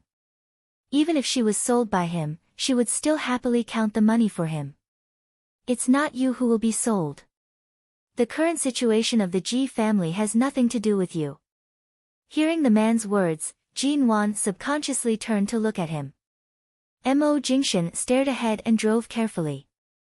Because of her gaze, he held the steering wheel with one hand and put down the other to hold her hand. Don't you want to see the Ji family being swallowed by the Xing family? I don't care about others, but my father has never owed me anything. Since I was a child, although he is a strict father, he has always been a good father. Jinwan didn't say more, but in her heart, she still insisted on the original idea. No matter what happened to the Ji family, she couldn't watch Ji Hongwen get into trouble again. Even if he was not her biological son, the relationship between father and daughter didn't necessarily have to be related by blood. Ji Hongwen was a good father, and that was enough. Besides, there were still a lot of things to ask, so she couldn't make a conclusion so easily. The car stopped at a traffic light intersection. Mo Jingshan took a look at her and said calmly, all right. Although it was a very simple word, Jinwan instantly felt as if she had taken a dose of tranquilizer. No matter how powerful the Xing family was now, if Mo Jingshan didn't allow anything to happen to the Ji family, even 10 Xing families might not be able to swallow the Ji family. Until the car stopped at the gate of a hospital in T-City. Get out of the car. Jinwan was almost asleep in the car. Hearing the man's voice, she raised her eyes and looked out. Why did you bring me to the hospital? The man unfastened his seatbelt and casually answered her question. The pregnancy test you gave last time has expired. Don't you know it? Jinwan immediately sobered up. She sat up straight and looked at the hospital by the roadside in surprise. Has it expired? Chapter 255. Miss G, your so-called body cold syndrome is medically known as uterine deficiency cold, which is also known as uterine cold. This condition will indeed affect the probability of pregnancy, but your condition is not hereditary, and your menstrual period is very accurate. As long as you take care of it properly for a period of time, there will be no problem. Speaking up to this point, the doctor cautiously asked, Miss G, because this symptom of yours is not inherited, I'm very curious as to what caused your body to suffer from such a severe cold. Maybe if we find out the reason, we can cure the disease completely and save more time. How did she suffer from the cold? Jinwan didn't want to mention those things in front of Mo Jingshan, but now he had brought her for examination. Although Mo Jingshan had never asked her about these things, facing the problem of having a baby with him in the future, Jinwan had to admit that she couldn't be careless. She turned to look at the chin of the man beside her, and after a moment of silence, she answered, the winter when I was 15 was very cold, and it was even colder in the month before the spring festival. That night, it was about -20 degrees. I was on my period, but because of an unexpected incident, I ran out barefoot in my pajamas and squatted in the snow alone all night. Then I was so cold that I couldn't think clearly. In order to stay awake, I grabbed some snow from the ground and ate it. The doctors in the consulting room looked at her in surprise. Jinwan didn't look at them. Before the doctor asked, the man's eyes had turned to her. Their eyes met, and Jinwan saw the silent emotion in the man's eyes. She knew that sooner or later he would know what she had hidden for so many years. The doctor asked her to lie down and re-examined her again. When they walked out of the consulting room, Jinwan was still reading the diagnosis. It was not a serious problem, but she would need to drink Chinese medicine for 2 months to adjust. Mo Jingshan took her to the pharmacy to get the Chinese medicine. While waiting for the Chinese medicine to be boiled, he took her to a quiet VIP waiting room where no one would disturb her. When Jinwan sat down, he pulled a chair for her and put aside the coat she had taken off. His low voice was filled with infinite tolerance and concern. Are you cold? Put on the coat. I'll buy a hot drink. Jinwan looked at the man's handsome face and shook her head. I'm not cold or thirsty. Then she paused and said, I told the doctor the truth just now. Why didn't you ask anything? The man's clear voice was indifferent. If you don't want to say it, why should I ask? Those old matters are just like the relationship between you and the G family. There's no need to cling to them. They have nothing to do with your future life. Let the things buried deep in your memories rot away. There's no need to pick up the unnecessary vines that need to be cleaned up. Do you know? He smiled faintly. How tight-lipped do you think Ji Mengran will be? Jinwan, in that case, there were indeed no secrets. Jinwan supported her chin with one hand and looked at the doctors who were preparing medicine in the pharmacy across the street. She whispered, there are too many embellishments in her words, but you've heard her embellishments, so I really have nothing to hide. So, it's all true. Mo Jingshan looked at the little woman sitting there with her chin in her hand. The winter when I was 15 was really cold. I don't want to remember that kind of cold for the rest of my life, Jinwan said softly. Jinwan said softly, that year, my father had just brought Shinharu into the family, and Xingyihan followed his mother into the Ji family. Although I was arrogant and didn't get along well with them at home, because my father insisted that Shinharu and Xingyihan stay in the Ji family, as a child, I couldn't say or do anything. At most, I dropped my things for a few days and left it at that. Xingyihan is 4 years older than me. When I was 15, I was also ignorant and curious about love. I don't even know when he began to pay attention to me. In his words, it was probably because he had his first awakening of love, and he opened his eyes to me, his stepsister. Jinwan paused and looked at Mo Jingshan's faintly raised brows. She knew that this was the first time she had analyzed her absurd past that could not be considered as her first love. It was indeed harsh to his ears, but at least he was listening patiently. The more I ignored him, the better he treated me. In several months, he bought me countless such gifts, most of which were to make me, his sister, happy. Later, I became less wary of him and no longer kept him at arm's length. He also gave me a reader's souvenir from abroad. I liked it very much, so I reconciled with him in the way of a child. Later, Ji Mengran said that some of the things at home were given to me by Brother Sheng. The servants put them away, but Ji Mengran used them to try to drive a wedge between us. That spring festival, Dad and Shinharu took Ji Mengran to visit relatives and friends in a neighboring city. I didn't go because my period had a stomachache and I was alone at home. The servants also returned home early because someone in the family fell ill. When Jin Wan said this, she suddenly clenched her sleeves. I didn't expect Xing Yihan to come back that night. I had just taken a shower and changed into pajamas. I was going to look for snacks, but I ran into Xing Yihan who suddenly came in. When he came in, he smelled of alcohol, very strongly of alcohol. Seeing Jin Wan's movements, Mo Jingshan reached out to hold her hand. That's enough. Don't talk about it. Feeling the warmth of his palm, Jin Wan said, it's all right. You've said that these are things that should be buried deep in my memories and rotted away. I'm saying it now to cut off all the rotten roots. She raised her eyes to look at Mo Jingshan. Who would have thought that the seemingly glamorous and enviable Miss Ji was almost raped by her stepmother's son at home when she was 15 years old? Although I grabbed the ashtray on the coffee table and smashed it against him, I was still frightened. Fearing that he would wake up, I ran outside. It was very dark at that time, and I didn't dare to run out of the Ji family's yard because I was wearing too little, so I hid barefoot under the old locust tree at the back and hid there all night. Chapter 256.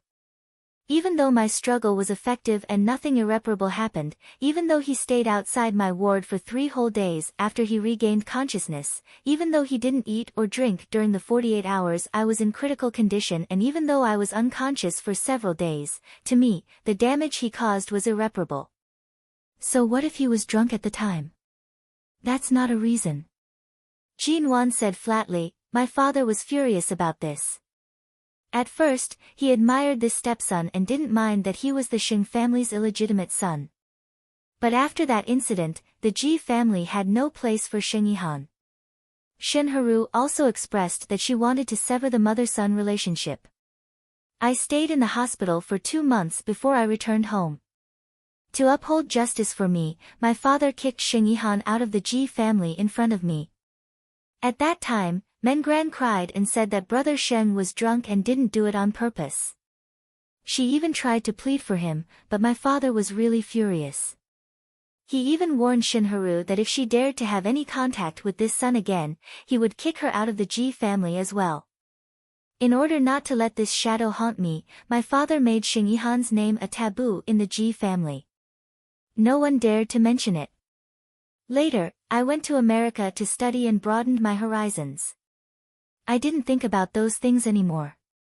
If it weren't for the heavy cold in my body, I wouldn't be so afraid of the cold now. I've always been very healthy. When she said the words, very healthy, to Mo Jingshan, she sounded a little aggrieved. Mo Jingshan looked at her expression and raised his hand to pinch her cheek. I didn't say anything bad about you. You should be thankful that what happened when you were a teenager didn't leave too much of a shadow in your life. What else did Mengran tell you except that I had a brief ambiguous period with Xing Yihan when I was 15? What else could she say? As you think, she exaggerated the truth. Why didn't you ask me? The truth filtered out from her exaggerated words was the embarrassing thing you encountered when you were a teenager. If you didn't say it, why would I ask? Would I personally peel open your wound and ask you if it hurt? Do you think I'm that free? This sounded very cold-blooded, but it also seemed to be the most considerate way for her. Jin Wan suddenly puffed up her cheeks unhappily. She leaned against Mo Jingshan's shoulder to say, no wonder Ji Mengran always speaks so confidently. No wonder she's always unconvinced because you treat me too well. It turns out that her mouth has long been dishonest. Mo Jingshan furrowed his brows. I've never seen her alone. Don't let your imagination run wild. Why would she need to meet him alone? With her all-pervasive personality, she doesn't even need to meet me to slander me. Speaking of this, she remembered that Sheng Yihan had given her a watch last time. She looked up at him. So you knew I didn't take the watch last time, didn't you?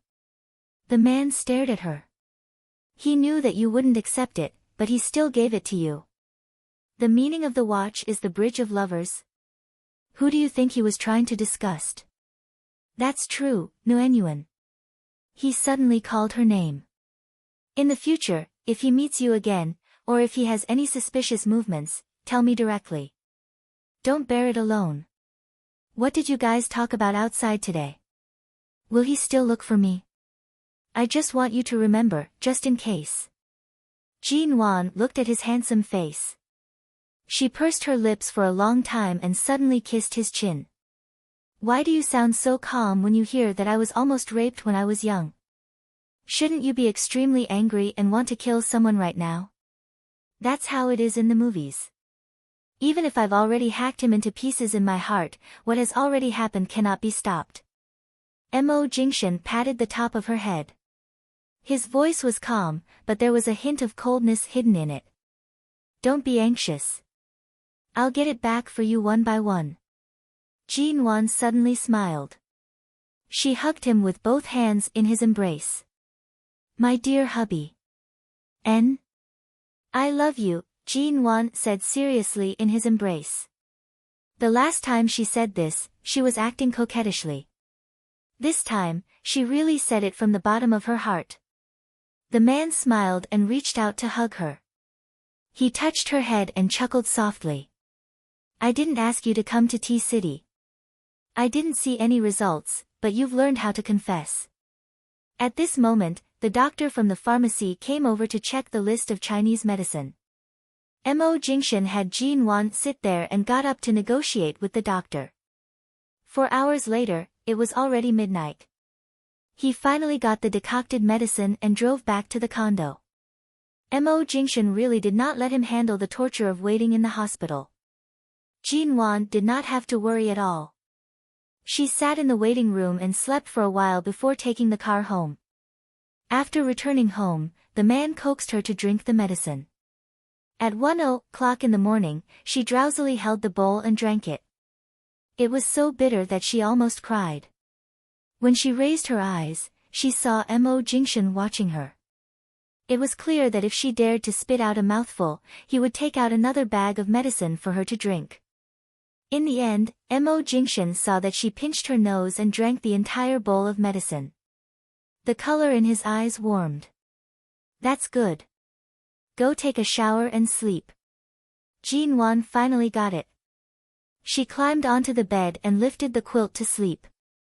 However, in her sleep, she felt a warmth from the soles of her feet. She woke up in a daze and saw the man holding her curled-up body in his arms. At the same time, he held both her feet in his palm. The temperature of his palm was very warm. What are you doing? She was still sleepy and asked vaguely. Let me hug you, N. In the future, if your hands and feet are cold, just tell me. There will be something specially prepared for you at home. The man gazed deeply at her half-asleep appearance.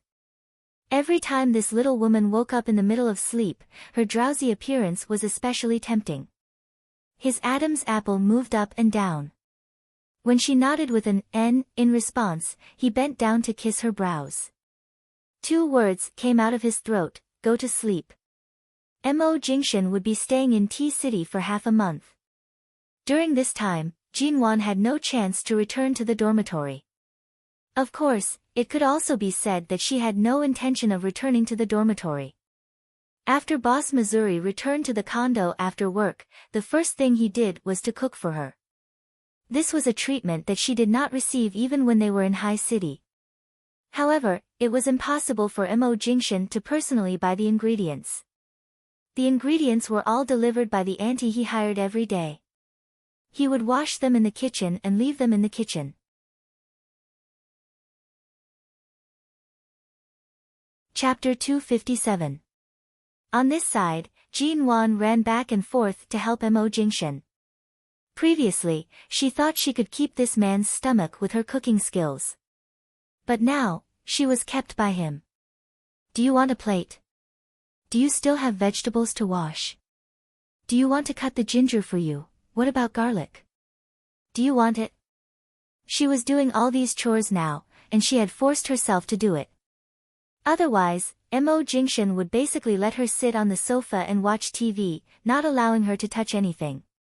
She really felt bad, so she ran over to help him.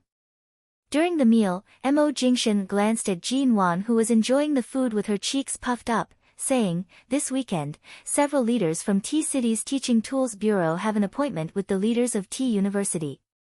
I've been pushing this dinner away for several days, but I still can't turn it down.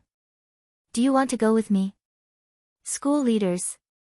If I go, won't I be exposed? The school leaders are different from your classmates. After knowing you are Mrs. Mo, they will be tight-lipped. You don't have to worry about this. I'll think about it. You still need to think about it. Your principal has already prepared to bring his daughter, who has just graduated with a master's degree, to this dinner. He has introduced his daughter to me several times. Are you sure you don't want to go? Why are you glaring at me?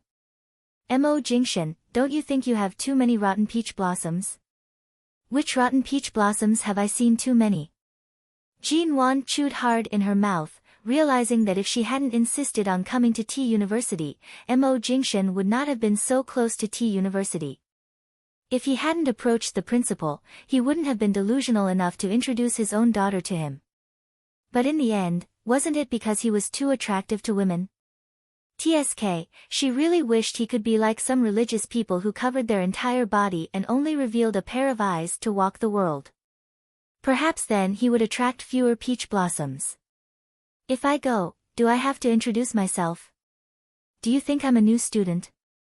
What if the principal sees me and chases me away as a student? If they ask me who I am, what should I say? My wife.